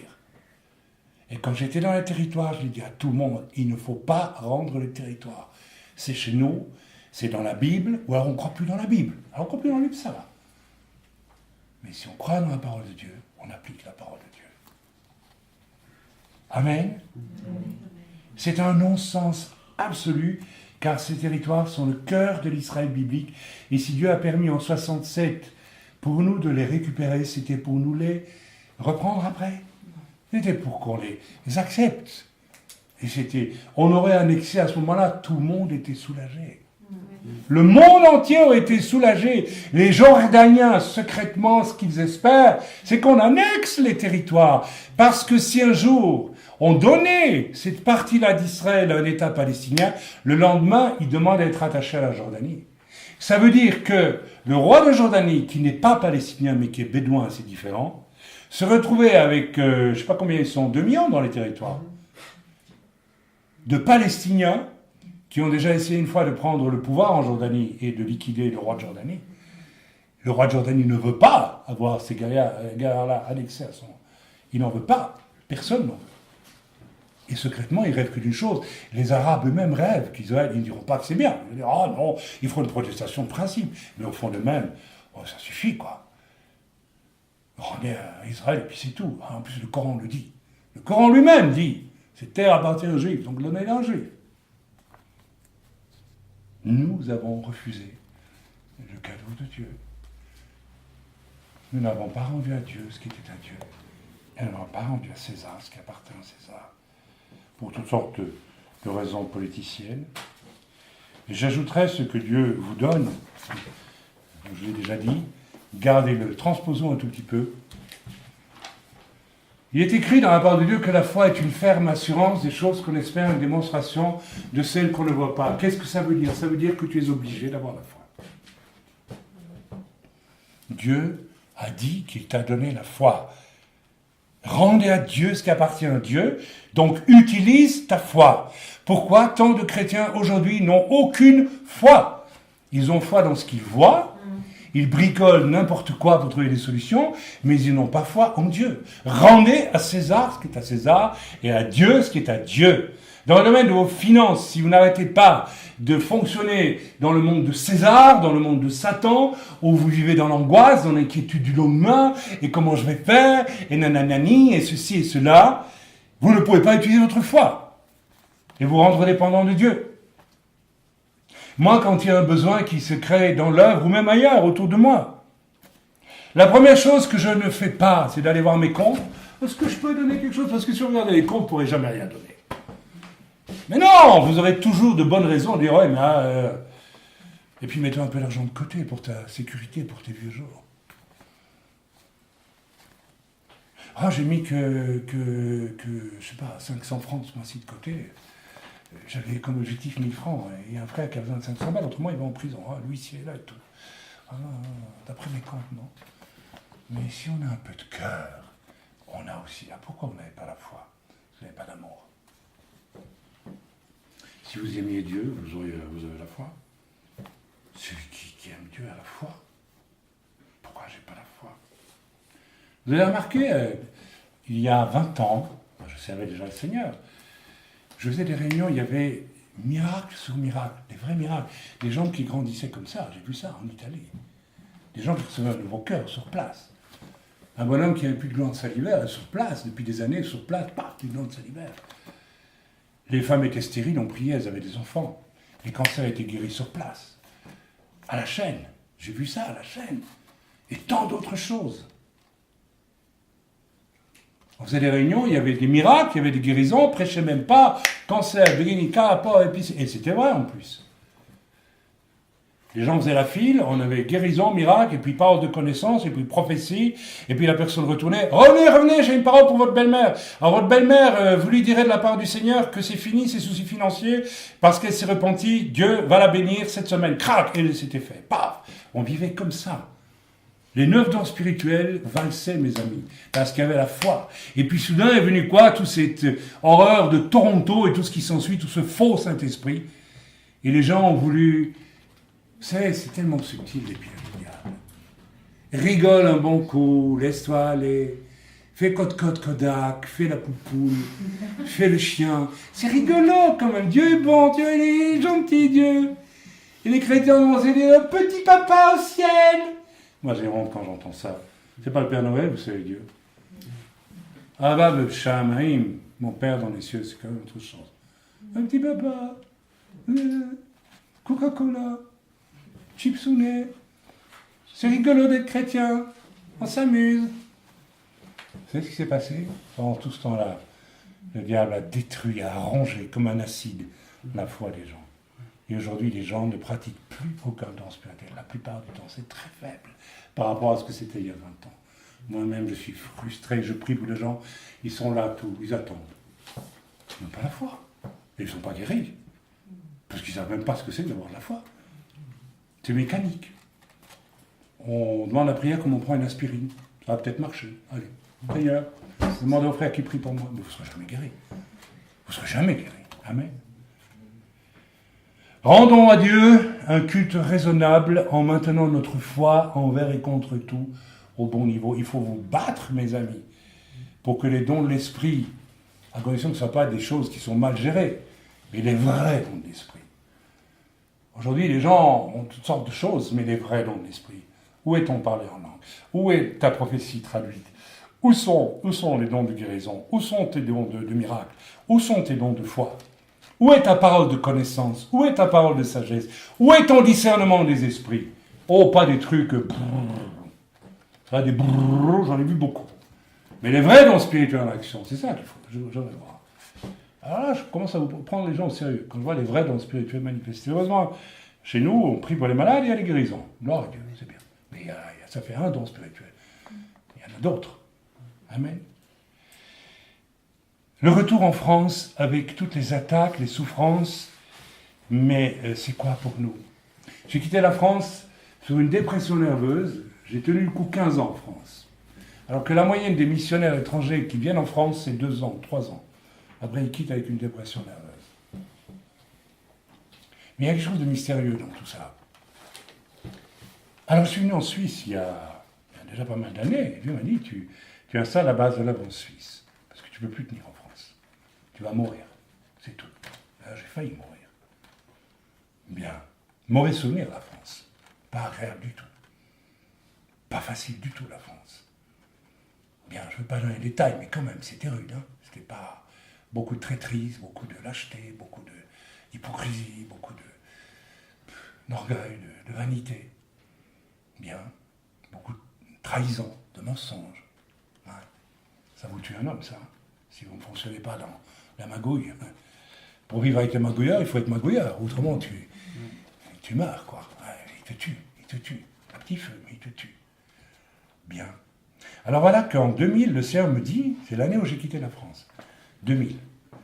Le Seigneur me dit, tu reviendras en France quand la France va descendre dans le gouffre. Je vais oublier, moi, cette prophétie. Donc j'arrive en Suisse, je suis content, c'est bien. Je bénis Dieu pour la Suisse. Moi, j'ai un grand amour pour ce pays, je vous dis. Je ne peux pas faire autre chose. Non, c'est vrai. Je ne dis pas que tout est parfait en Suisse, il y a des problèmes comme partout. Mais je bénis Dieu quand même. Soyez reconnaissants, vous qui n'êtes pas suisse, s'il vous plaît. Et ne venez pas en Suisse avec une mentalité de profiteur. Moi, je suis bien ici pendant que le monde flambe. Ça, c'est dégueulasse. Si c'est ça votre but, c'est ça, comme je l'ai entendu hier. Oh, mais moi, je ne veux pas être à Jérusalem. Moi, ce que je veux, c'est être en Suisse. Prononcer une parole comme celle-là, lors d'un Shabbat, dans une œuvre messianique, devant un couple qui revient de Jérusalem et qui paye un prix considérable pour établir le nouveau centre Etzbetzion à Jérusalem. Et vous vous dites, oh, moi non, jamais je mettrai les pieds en Israël, c'est trop dur, c'est trop difficile. Alors je vous pose la question, qu'est-ce que vous faites dans une œuvre messianique? Vous avez trahi, en parlant comme ça, la personne concernée, le fond de votre cœur. Le fond de votre cœur, c'est le veau d'or. Vous avez trahi ce qu'il y a au fond de vous-même. Je veux être en Suisse parce qu'en Suisse, je me sens en sécurité, c'est bien, c'est facile, c'est pratique. C'est ça votre ambition? C'est comme ça que vous aimez Dieu? Au lieu de dire, je suis admiratif pour ceux qui sont là-bas, parce que moi, je n'aurais pas le courage ou la force. Ça serait déjà mieux. Rendez à César ce qui est à César, et à Dieu ce qui est à Dieu. Et je vais vous dire, le Seigneur m'a parlé cette nuit. Vous n'entrerez jamais en Suisse si vous venez en Suisse par convoitise. Plaise à Dieu qu'il vous interdise l'entrée de ce pays. Ce pays a quelque chose de particulier. Je ne dis pas que tous les Suisses sont des gens formidables, il y a des païens en Suisse. Le pays est un sanctuaire. Peut-être que les Suisses s'en rendent même plus compte eux-mêmes. Mais c'est un sanctuaire. Et Dieu ne vous permettra pas que vous y mettiez les pieds. Pourquoi? Pour glandouiller dans votre hamac pendant que le monde flambe. Ça va pas, non? Ah non, mes amis. Si Dieu vous amène ici, c'est pour que vous serviez d'autant plus le Dieu de ceux qui souffrent ailleurs.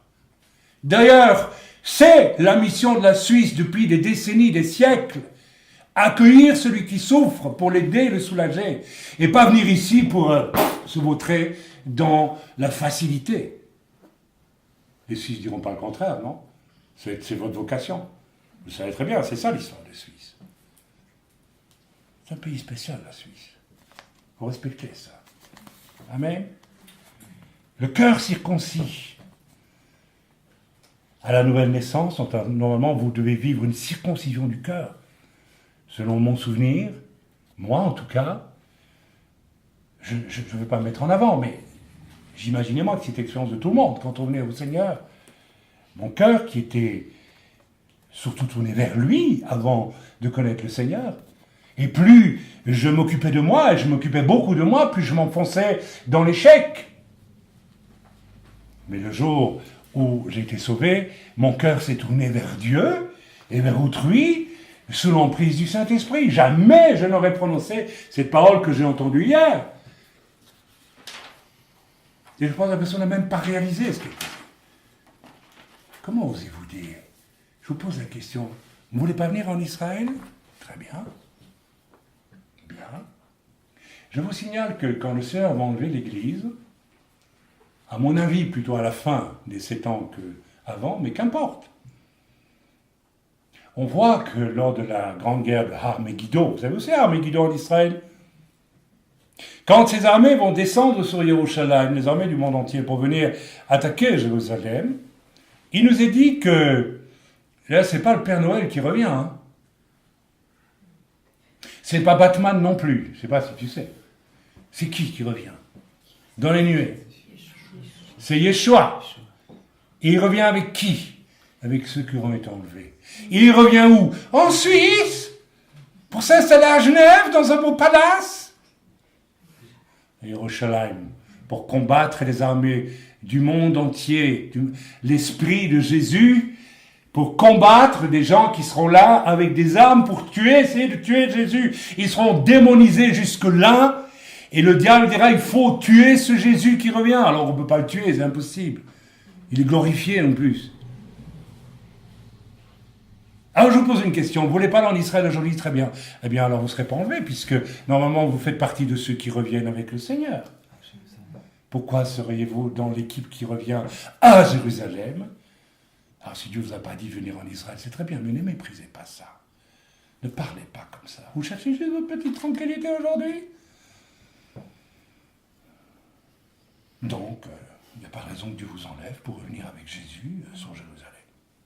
À vous de voir, hein. Débrouillez-vous.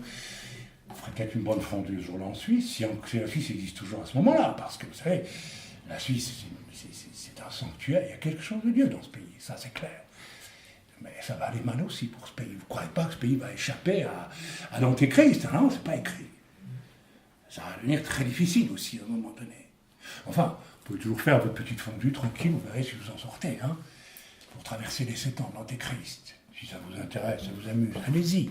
Moi j'aime bien la fondue. Mais j'espère quand même que je serai au ciel avec le Seigneur avant de revenir sur cette terre. Le cœur circoncis. Amen. Une série, qu'est-ce que j'ai vécu après ma conversion? Ça m'a dit d'en parler, donc j'en parle, parce que j'ai l'impression que pour beaucoup de chrétiens, c'est pas évident. Le cœur circoncis, mais j'ai fait du mal à telle personne, j'ai fait du mal à mes parents, j'ai fait du mal à telle personne, là j'étais vraiment, vraiment moche. Je vais demander pardon. Voilà. Rendez à César ce qui appartient à César, et à Dieu ce qui appartient à Dieu. J'ai l'impression que beaucoup de chrétiens aujourd'hui, ils ont zappé là-dessus. Hein. Vous vous rappelez vos cures d'âme au début, certains? Quand je savais qu'il y avait un tel péché, je me rappelle d'un frère, il y avait un péché dur à confesser quand même. C'est dur parfois de confesser cette chose. Vous n'avez pas tous un péché au moins dont vous avez vraiment, vraiment honte? Moi oui. Oui. Au moins une fois, là, alors là. 2, 3. J'ai honte. Encore aujourd'hui, je me dis, comment j'ai pu faire ça?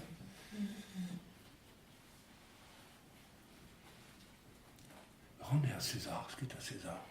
Confessez vos fautes. Franchement, c'est dur. Je me rappelle d'un frère, j'ai fini sa cure d'âme. Ça m'a montré qu'il y avait encore une chose. Il n'osait pas l'avouer. Je n'ai rien dit, moi. Je ne peux pas jouer le rôle de l'accusateur des frères. Puis il m'a téléphoné, il a eu du courage. Il m'a dit, Chaim, il y a une chose que je ne t'ai pas encore dite. J'ai tellement honte. Je dis, je sais. Ça veut dire aussi que Dieu sait. Et il a eu le courage de revenir. Cette personne. Il a confessé. Il a dit, voilà, j'ai fait ça. Là, Dieu lui a pardonné. Là, il a renvoyé à Satan. La chose, c'est fini. C'est oublié. Dieu l'a enfoncé au fond de la mer. Ça n'existe plus. Dieu oublie nos fautes au fond de la mer. Si j'en parle de ça, c'est parce que je donne un exemple. Mais Dieu a oublié, Dieu a effacé. Mais si tu n'as pas le courage de rendre à César ce qui appartient à César, ce n'est pas oublié. Et ce n'est peut-être même pas pardonné. Alors fais attention. Parce que ça va se payer tout ça. Je connais des chrétiens qui traînent une vie d'échec pendant 10 ans, 15 ans, 20 ans. Vous vous rappelez, j'ai donné témoignage un jour du côté de Nice. N'est-ce pas, je faisais de la relation d'aide. Beaucoup de chrétiens venaient me trouver. Il y a une sœur qui venait me trouver.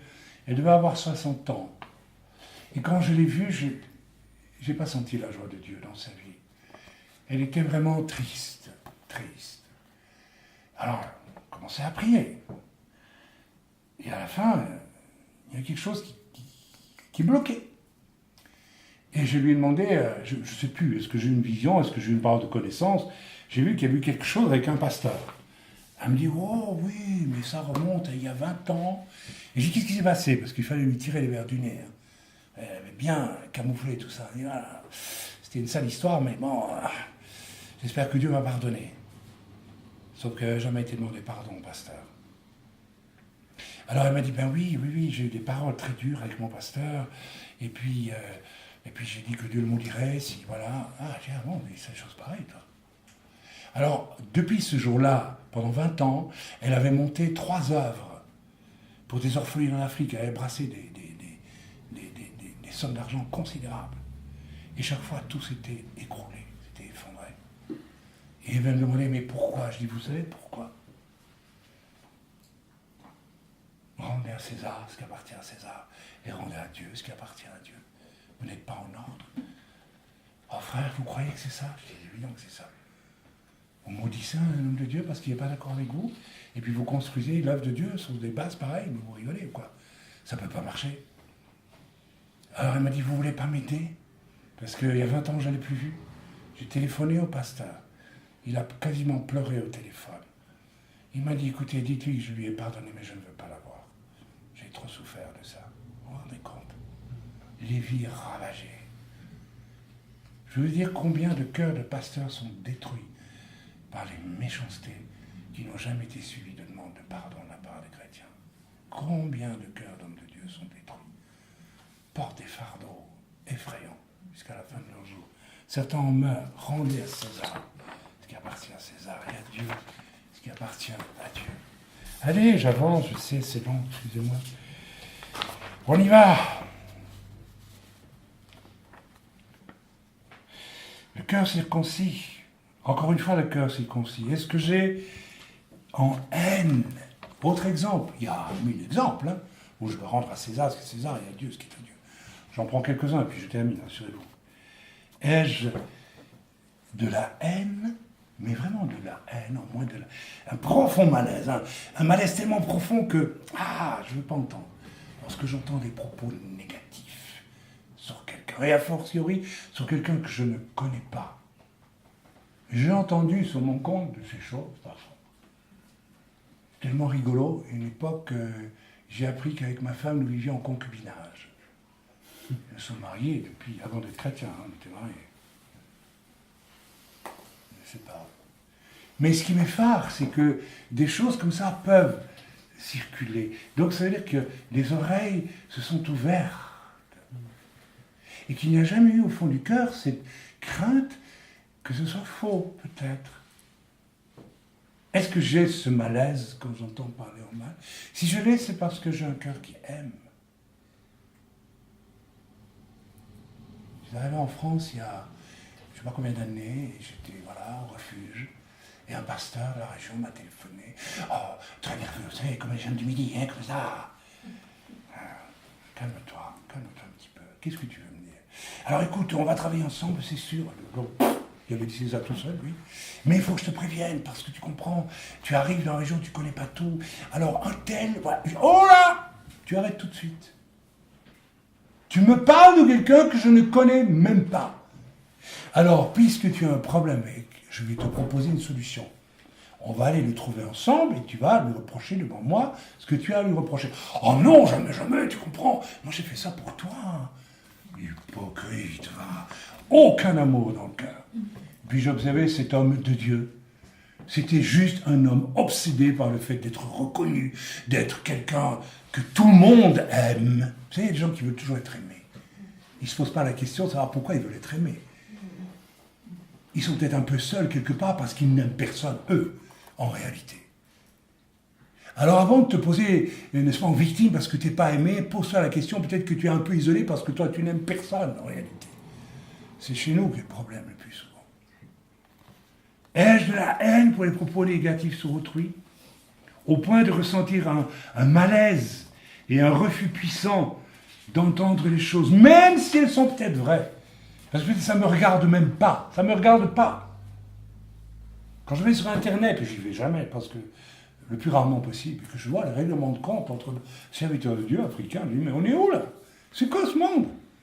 C'est quoi cet univers? Mais c'est dégoûtant, c'est absolument horrible. Moi je veux même pas entendre parler de ça. Est-ce que mon cœur est circoncis? Ou est-ce que je me réjouis au fond, un peu secrètement? Dis donc, ce que j'ai appris sur celui-là par la sœur qui fait, comment on appelle ça, Madame Pipi, là, qui connaît les choses. Là. Ouais, ça, je n'aurais pas imaginé ça de lui, mais dis donc, je vais répéter à ma sœur, l'autre Madame Pipi, tu sais, le pasteur, Il paraît que... Pendant la guerre en France, on appelait ça des comment déjà? Des gens qui écrivaient des lettres anonymes pour dénoncer les autres. Des corbeaux. Je hais la mentalité des corbeaux. Si je devais dire moi tout ce que je sais et que je ne dis pas. Parce que si j'ai quelque chose à dire à quelqu'un, je vais le trouver de lui. Et je lui dis. Et si la personne ne m'écoute pas, je prendrai une deuxième personne avec moi et j'irai plein d'amour parler à la personne. Parce que mon désir n'est pas de l'accuser ou de l'écraser, mais de lui dire avec modestie et humilité, mon frère, ma soeur, cette chose ne va pas dans ta vie. Et s'il faut, j'y mets le paquet peut-être, mais je ferai comme ça. D'accord?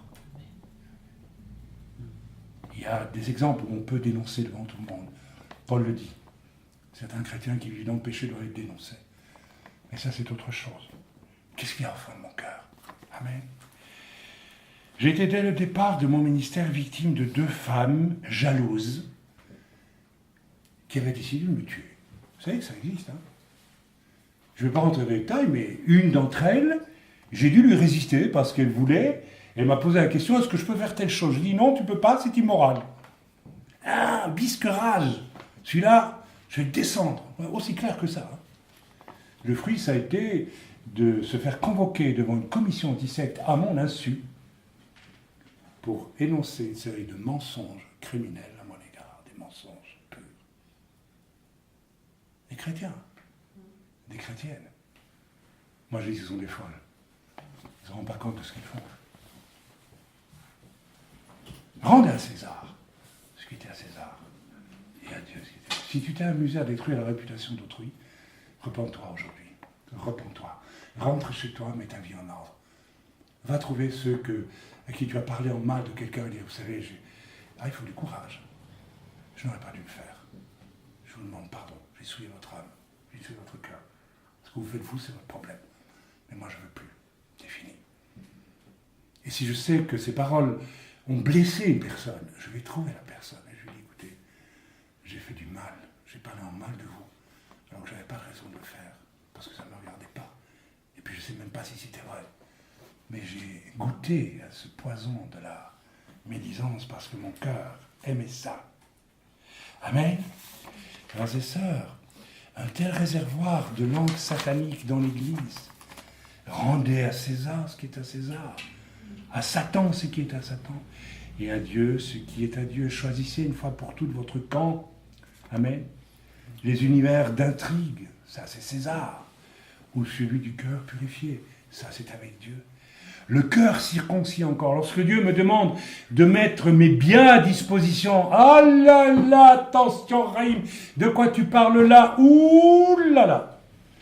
Le domaine où je peux exercer mon contrôle. Mes finances. Aïe, aïe, aïe, aïe, aïe, aïe, aïe, aïe. Bon. Est-ce que mon cœur est circoncis? Est-ce que je donne à César priorité dans la gestion de mes biens ou je donne à Dieu? Amen. Pour mon seul propriétaire, ou est-ce que je cherche mon plaisir avec des choses que Dieu en fait m'a prêtées? Parce que vous savez, vos biens, Dieu vous les a prêtés. Amen. J'ai acheté une maison par la foi dans les Alpes. J'ai donné à Dieu. C'est vrai ou c'est pas vrai? J'ai eu un héritage dans ma vie, un seul. Puis Dieu m'a dit, c'est pas à toi. Tu donnes les 99%, il reste 1%.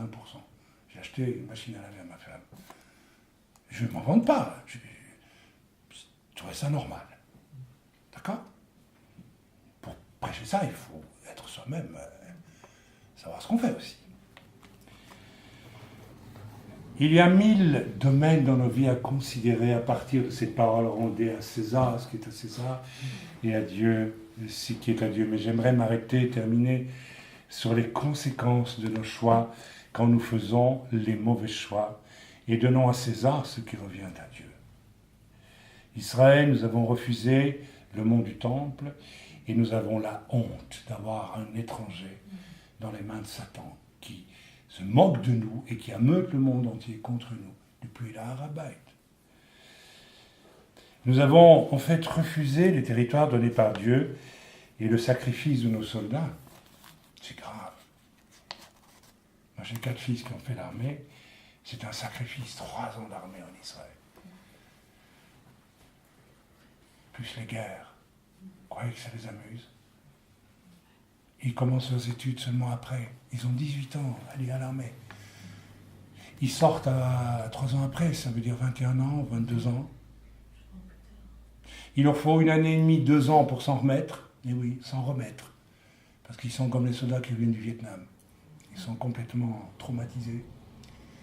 Puis après, s'ils ne vont pas se droguer en Inde et y rester tout le reste de leur jour, ils doivent commencer des études. Et ils finissent leurs études à 30 ans. Un âge où vous, en Europe, vous êtes mariés, vous avez fait un emprunt, vous avez déjà acheté votre maison, vous avez peut-être des enfants, vous avez votre place. On sort de l'université en Europe à 24, 25 ans, plus tard, 26, quand on fait vraiment des longs parcours. Et nous avons donné ce pourquoi nos fils ont payé un tel prix. Nous avons refusé ces territoires donnés par Dieu, le sacrifice de nos soldats, et nous avons une infinie discussion avec trouble du puits, et ça n'en finit pas. Frères et sœurs, de la même façon, il n'est pas difficile de comprendre que dans chaque domaine où nous refusons à Dieu ce qui revient à Dieu, nous allons avoir une infinité de problèmes qui vont survenir. Pour ce qui est du monde du temple, le temple va être finalement reconstruit. Sauf que c'est l'Antéchrist qui va le construire. Bonjour les dégâts. Alors j'essaie de vous faire imaginer, si par exemple Dieu vous a appelé à son service il y a 10 ans, vous n'avez pas répondu. Je ne sais pas ce que vous allez récolter comme problème. Je me rappelle d'un témoignage qu'on m'a donné quand j'étais jeune chrétien qui m'a beaucoup impressionné. Le pasteur de l'Assemblée de Dieu, où j'ai grandi au début de ma conversion, il parlait d'une jeune fille qui avait reçu un appel, vraiment affirmé plusieurs fois par Dieu, de devenir infirmière pour aller travailler dans une station missionnaire en Afrique. Et un jour, un très bel homme est entré dans l'église, s'est converti, un bel homme. Et Dieu lui avait dit, tu resteras célibataire. Ah, alors évidemment, elle est tombée amoureuse du beau monsieur. Et le pasteur lui a dit, écoute, fais ce que tu veux, mais sache que est-ce qu'il te laissera encore partir? Est-ce qu'il partira avec toi en station missionnaire? Oh oui, oui, Dieu le convaincra, etc. Elle s'est mariée, évidemment, une fois mariée. Le monsieur n'a pas voulu partir en station missionnaire. Lui, il n'avait rien à faire. Il était chrétien, mais de là à partir en Afrique. Et cette jeune femme a réalisé qu'elle ne rentrerait jamais dans l'appel de Dieu. Elle s'en est mordue, elle pleurait à tous les cultes en demandant pardon à Dieu. Que Dieu trouve une solution, que Dieu travaille le cœur de son mari. Dieu n'a jamais travaillé. Parce que Dieu savait que cet homme, de toute façon, n'était pas appelé à ça et que c'était inutile de forcer les choses. Elle a passé sa vie entière à pleurer sur sa désobéissance. Elle l'a payé des années et des années. Donc, frères et sœurs, je pense que nous devons faire attention parce que nous sommes à une époque très particulière. La 6e trompette a sonné. L'Euphrate, la Turquie, la Syrie, l'Irak, 2 milliards de morts qui viennent, et puis la reconstruction du temple par l'Antéchrist. Et Israël va encore souffrir beaucoup. Et en plus, n'avons-nous pas engendré nous-mêmes la venue de l'Antéchrist en refusant de reconstruire le temple au bon moment? Ça va jusque-là, frères et sœurs. Et Dieu pourtant pardonne. Vous voyez, moi je peux le dire, je suis israélien. Et je dis, nous avons, par le refus de reconstruire le temple quand Dieu nous l'a donné. Parce que l'Antéchrist serait quand même venu un jour. Il serait proclamé Dieu. Mais ce qui va se passer maintenant, c'est que c'est l'Antéchrist qui va permettre la reconstruction du temple. Ce n'est pas Dieu, c'est l'Antéchrist. Il y a quelque chose que je n'aime pas du tout, qui ne me plaît pas du tout en tant qu'Israélien. Je pleure. Je dis, mais c'est pas vrai. Qu'est-ce que nous avons fait? Ça va aller jusque-là. Là où tu n'as pas rendu à Dieu ce qui revient à Dieu, c'est le diable qui fera le travail d'une façon camouflée, indirecte, à son avantage. Retenez ça, s'il vous plaît. Retenez cela. J'ai amené un réveil dans une ville d'Italie, à Lecco, en Lombardie. Vous connaissez tous cette histoire extraordinaire, où j'étais invité dans une maison d'adoratrices de Marie. Parce qu'elles avaient appris qu'il y avait des guérisons des miracles dans une église à Saltrio, dans le nord d'Italie, pas loin d'ici, près de la frontière suisse, la frontière suisse-italienne. Alors je suis allé à ce rendez-vous. Je me suis trouvé avec des femmes qui parlaient de Marie tout le temps, des calabraises. J'ai pas pu placer un mot pendant 1 heure, et puis vous connaissez la suite. Un bonhomme est rentré, Dieu m'a dit, cet homme, il a le cœur aux 2/3 mort. Et tu vas prier pour lui, il va recevoir un nouveau cœur. Et cet homme sortait, c'est son cardiologue, et son dossier était prêt pour aller à Toronto, non pas pour faire ce que vous croyez, mais pour une transplantation cardiaque à l'hôpital. Cric, crac, on ouvre, on enlève, on met un nouveau cœur. Et moi je lui ai dit, monsieur, vous avez un cœur malade, et Dieu m'a dit que j'allais prier pour vous. Si vous voulez, il m'a dit, ah ouais, ça ne se refuse pas, je vais prier pour vous avoir un nouveau cœur. Il a eu un nouveau cœur sur le champ. Il est venu à moitié fou, il est chez le docteur, il a dit, mais attendez, ça a bougé comme ça, hein. Il y a un pasteur qui est venu de France qui a prié pour moi, mon cœur, il a fait tout ça, qu'est-ce qui se passe? Radio, s'il vous plaît, radio. Le docteur a dit, écoutez, vous foutez de moi, c'est pas possible, vous avez pris la madone ou quoi? Taisez-vous, ne dites ça à personne, vous avez un nouveau cœur. Ma réputation de médecin est fichue. Moi, j'avais fait un dossier, comme quoi vous voulez une transplantation, et puis maintenant, vous avez un nouveau cœur. Le gars, il est monté sur sa mobilette, il a couru 3 jours dans tout le nord d'Italie. Gesù Magorito, miracolo, passo, etc., etc. Du coup, tous, ils se sont convertis. Du coup, il y a eu un réveil. Et puis, il y a eu un pasteur jaloux qui est venu derrière mon dos et qui m'a dit, vous savez, attention, il n'est pas italien. Et le réveil s'est arrêté. Je ne veux pas être à la place de celui qui a fait ça. Vous savez ce qui est venu dans cette ville 6 mois après? Un faux pasteur africain qui a monté une secte. Là où vous volez l'œuvre du Seigneur, le diable viendra semer son œuvre à lui. Voilà la récolte. Alors ça devrait peut-être nous rendre un peu plus prudents aussi avec l'Église, comment nous la traitons, comment nous vivons dans l'Église.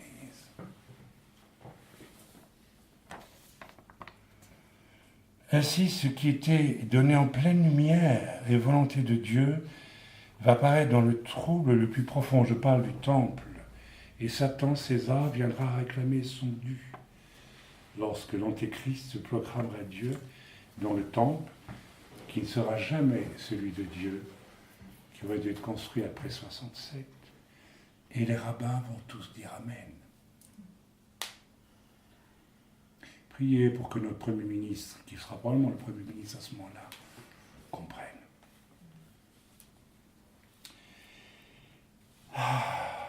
Ainsi, dans beaucoup de nos vies, il en est ainsi dans beaucoup de nos vies. Il y a plus de 30 ans que j'espère, non pour moi, mais pour elle, que ces 2 femmes, qui par pure méchanceté, jalousie et envie, parce que il paraît que nous formions un beau couple, ma femme, nous avions une belle famille, et le problème d'une de ces 2 femmes, c'était la convoitise d'argent. Elle avait un mari riche qui ne voulait rien lui donner, elle était malade, donc il fallait se venger sur quelqu'un d'autre.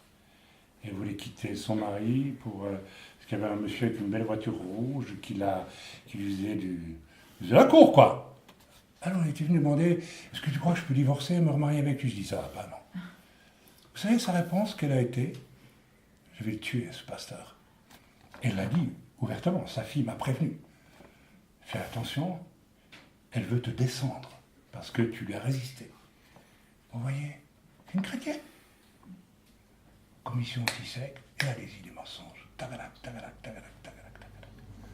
On détruit l'honneur de quelqu'un de sa famille. Là. J'ai même pas été convoqué, j'ai même pas été auditionné. Hein. Ça se paye comment, ces choses-là? Alors vous savez, je vais vous dire, j'ai passé par des drôles de nuits à l'époque, hein. Parce que tout ça, j'ai appris 2 ans après que ça soit arrivé. Je n'étais même pas informé. J'ai jamais pu me défendre. Vous voulez que je vous dise les nuits qu'on passe pour des années avec ça? Quand vous venez prêcher quelque part, vous dites, oui, dis donc, non, il y a ça sur toi. Hein. Vous ne pouvez pas prouver aux gens que c'est faux. Alors que vous avez les preuves, en plus, c'est faux, je les ai, en plus. Il y a un journal avec le contraire de tout ce qu'elles ont déclaré. Ça veut dire que j'aurais pu les emmener devant la justice. Et elles auraient été en prison. Pourquoi je ne l'ai pas fait? À votre avis, pourquoi je ne l'ai pas fait? Je me suis demandé pourquoi je ne l'ai pas fait. Des années, je ne l'ai pas fait. Je dis, est-ce que c'est de la faiblesse? Est-ce que je suis lâche? Pourquoi je ne l'ai pas fait? Rendez à César ce qui est à César. Et rendez à Dieu ce qui est à Dieu. Si je l'avais fait, j'aurais pratiqué ma propre justice. Pourtant, j'y avais droit. Je n'ai pas pu le faire. Je vous le confesse, je n'ai pas pu. J'ai parlé à des avocats, etc. Mais Dieu n'a pas permis. Parce que le but de Dieu, c'est que ces femmes, au moins avant de mourir, puissent rendre à César ce qui est à César, et à Dieu ce qui est à Dieu. Ma réputation, c'est pas important. Ce qui est important, c'est leur âme. Vous voyez? Et s'il a plu à Dieu de me faire passer par là, et si ça peut les amener, peut-être à se repentir avant qu'il soit trop tard, tant mieux. Parce que s'ils se repentent, ils diront aussi la vérité. Bon, j'aurais souffert 30 ans. Mais ça fait rien. Et je crois qu'à la fin, un jour, Dieu fera sortir la vérité. Quand Dieu le voudra. Rendez à César ce qui est à César. Beaucoup de chrétiens en francophonie vivent dans des tourments et la confusion et sont isolés et ne voient pas Dieu venir à leur secours. C'est une parole de connaissance que je donne là. Et beaucoup qui vont écouter ce message sur le site, vous savez que vous êtes concernés. Vous ne voyez pas Dieu venir à votre secours. Or, Dieu veut venir à votre secours. Dieu m'a donné récemment une compassion pour la France extraordinaire. Et je vous donne un secret. Si vous ne voulez pas souffrir, c'est parce que vous n'aimez pas. Et si vous ne voulez pas souffrir, vous n'aimerez jamais. On aime d'autant plus ceux qui vous font souffrir. Quand on est un chrétien digne de ce nom. Et si tu recherches uniquement ton bonheur, ta facilité, tu es un chien. Tu cherches ta gamelle. J'ai été étonné de voir que Dieu me donnait cet an dernier un tel amour pour la France. Pourtant, ce pays m'a tué à une époque. Eh bien non, c'est mystérieux. Pourquoi? Parce que rendez à César ce qui est à César et à Dieu ce qui est à Dieu. Dieu m'a dit, tu retourneras en France quand ça ira mal. Et cette année, j'y retourne. J'ai obéi. J'ai fait ce que Dieu m'a demandé de faire. Je n'ai pas envie au départ. Je préférais vivre un grand réveil en Israël. Je préférais m'exiler aux États-Unis. On y est bien aux États-Unis. Je préfère rester au lieu en Suisse. Je suis bien là au lieu en Suisse. On prie, tout va bien ici, c'est facile. Mais non, j'ai obéi. Et vous savez, du fait d'avoir obéi, l'amour vient. Un amour étrange. On se met à aimer ceux qui vous ont fait souffrir, on les aime. On est dévoré par cet amour. On est heureux de cet amour. Ça, c'est merveilleux. Que le Seigneur puisse transformer mes souffrances en amour. Mais c'est ça. C'est parce que rendez à César et à Dieu ce qui est à Dieu. L'important n'est pas que je dise, les Français m'ont fait ça, ils m'ont fait, d'accord. Mais Dieu me dit, va, aime-les et va les aider. C'est ça. Amen. Alors, frères et sœurs de France, qui allaient écouter ce message, en écrivant, en déclarant ceci, je ressens qu'il y a un véritable océan de mise en ordre diverses, en attente parmi nombre de croyants en France, en Belgique, en Suisse peut-être, sans doute aussi. Dieu ne viendra pas à votre secours là où vous êtes dans la détresse, vous êtes dans un cul-de-sac, vous ne voyez rien, vous n'avez pas de possibilité de sortir de vos problèmes. Parce que vous ne vous êtes pas mis en ordre, rendez à César ce qui appartient à César. Commencez à le faire maintenant, humblement, doucement. Faites-le, je vous en supplie, mettez vos vies en ordre. Je le fais, moi, je suis loin d'être parfait. Je me mets avec vous dans cette chose. Je ne suis pas meilleur que vous. Je suis aussi mauvais que vous. Mais j'ai compris depuis un certain temps quand même qu'il vaut mieux mettre sa vie en ordre et purifier sa vie de ce qui doit être purifié. afin que la bénédiction de Dieu puisse reposer sur moi et me faire vivre avec ce que Dieu veut me faire vivre. Alors vous qui écoutez ce message, ne tardez plus, commencez à agir là où le Seigneur pointe les choses. Vous savez très bien, même à l'instant précis, vous écoutez ce message sur le site, vous savez très bien, le Seigneur est en train de pointer dans vos cœurs la haine pour votre belle-mère, je vois ça en esprit. Les paroles de jalousie dans l'Église par rapport à tel ministère que vous avez jalousé. Vous auriez aimé, même certains, le voir mourir. Il y a des gens, vous avez écouté ce message, un jour vous avez souhaité que tel serviteur meure parce que vous avez voulu prendre sa place. Ces choses existent. Et Dieu est prêt à les pardonner. Mais au moins avouez-les, reconnaissez-les, repentez-vous, car le temps du pardon de Dieu n'est pas éteint. Vous le savez, il y a une compassion de Dieu pour la France qui est énorme aujourd'hui. C'est un réservoir d'amour de Dieu qui est immense pour la France. Il ne dépend que de vous qui écoutez ce message, que les écluses des cieux s'ouvrent, mais mettez vos vies en ordre. Autrement, Dieu n'enverra pas vers vous le secours. Que ce soit à travers des anges, que ce soit à travers des hommes de Dieu choisis par Dieu, ne viendront que si vous vous mettez en ordre. Rendez à César ce qui est à César et à Dieu ce qui est à Dieu. C'est le temps, mes amis. Si vous voulez que la faveur de Dieu en ses ressources infinies, mystérieuses, et qui nous réjouissent tellement quand on en perçoit le mystère, les choses qui arrivent. Ma sœur Fabienne, l'autre jour, elle rentre après Shabbat, elle était venue chez ma sœur ici, elle avait oublié d'emmener une challah, une bonne challah, ou un bout de challah, un bout. Alors elle rentre chez elle, toute seule, dans son appartement à... Comment déjà ? Romont. C'est très joli ton coin en plus, magnifique. Tu remercies le Seigneur pour habiter là ? C'est le plus beau village que j'ai vu du monde, c'est magnifique. En Suisse, il y a des... Il faut remercier le Seigneur, vous habitez des beaux endroits tous les matins, ça vous régale les yeux. Il y en a en Belgique qui naissent devant les anciennes usines et vous savez, c'est tout noir. Hein.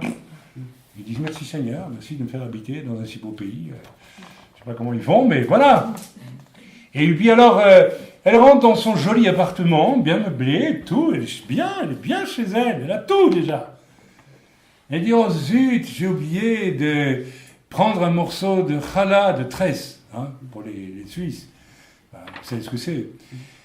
Elle dit, oh Seigneur, c'est dommage quand même, j'ai oublié. T'as prié ou pas prié ? Non, t'as même pas prié. Tu n'as pas dit, Dieu envoie-moi une challah à travers le plafond. Hein. Mais elle a exprimé à Dieu sa frustration, là. Et le lendemain matin, elle sort de chez elle, elle se dit, oh, j'ai vu la challah pour tremper dans le café, petit déjeuner. Elle va ouvrir sa boîte aux lettres, elle dit, ah, je vais trouver des factures. Non, elle ouvre la boîte aux lettres, et il y avait une challah posée dans la boîte aux lettres. C'est quand même pas mal, non? Pas de facture, mais une challah. Je sais pas qui l'a déposée. T'avais téléphoné au proprio du building ou quoi?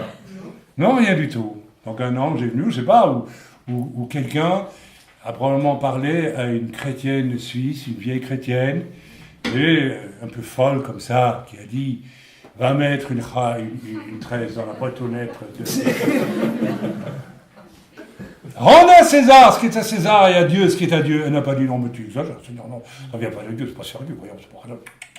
Moi, je mets des fleurs à Sainte-Marie, à Saint-Pasteur tous les dimanches, je fais des œuvres, là, c'est bien, mais une tresse, voilà, c'est pas sérieux. Non, elle a été mettre la tresse de nuit. Elle a dû rigoler quand même, dans la boîte aux lettres. Elle a dû se dire, je ne sais pas pourquoi je mets une tresse. Elle était ouverte, ta boîte aux lettres? Ah oui, c'est la box, là. Mais vous imaginez ce qui est dans la tête de cette bonne femme? Je sais pas, est-ce qu'elle t'a guetté après le matin pour voir? C'est formidable. Combien de services vous avez rendus au Seigneur sans le savoir? Combien de fois? Quand Dieu vous a prié pour telle personne, faire ceci, faire cela. Il n'y a pas une chose que vous faites dans la vie qui ne rendra soit gloire au monde de César, soit au monde de Dieu. Rendez à César ce qui est à César. C'est l'heure, car si vous ne sortez pas du péché, du compromis avec courage, si Dieu vous dit d'aller mettre 100 000 francs dans ma boîte aux lettres, faites-le. Et si Dieu me demande d'aller mettre 100 000 dans votre boîte aux lettres, je vais réfléchir. Non, je vais le faire. Ah, mais tu sais, c'est jamais. Hein. Si Dieu me donne 100 000 francs demain, mais ça c'est le gag. Hein, Dieu me donne 100 000 francs et puis il me dit tu vas les donner à Samuel. Oh là là, je le fais de tout mon cœur ou je ne le fais pas? Ah, voilà le problème. Normalement, il faut faire avec tout son cœur. Il ne faut pas hésiter. Il faut qu'on atteigne ce niveau d'amour, de faire les choses. Et vous savez, ce qui est remarquable, c'est que les gens qui font par amour font toujours très discrètement. Vous avez remarqué? Et ceux qui font pas par amour, oh là là, il faut que ça se voit. Hein. Je me rappelle d'un frère qui courait derrière moi quand il voulait me faire un chèque. En tout un week-end, il me demandait au moins 10 fois, il y a du monde, c'est avec un chèque ou en espèces que tu le veux, ton don? J'ai rien demandé en plus. Hein. Comme tu veux, mon frère, c'est discret, il y a du monde ici, ça se fait pas, quoi.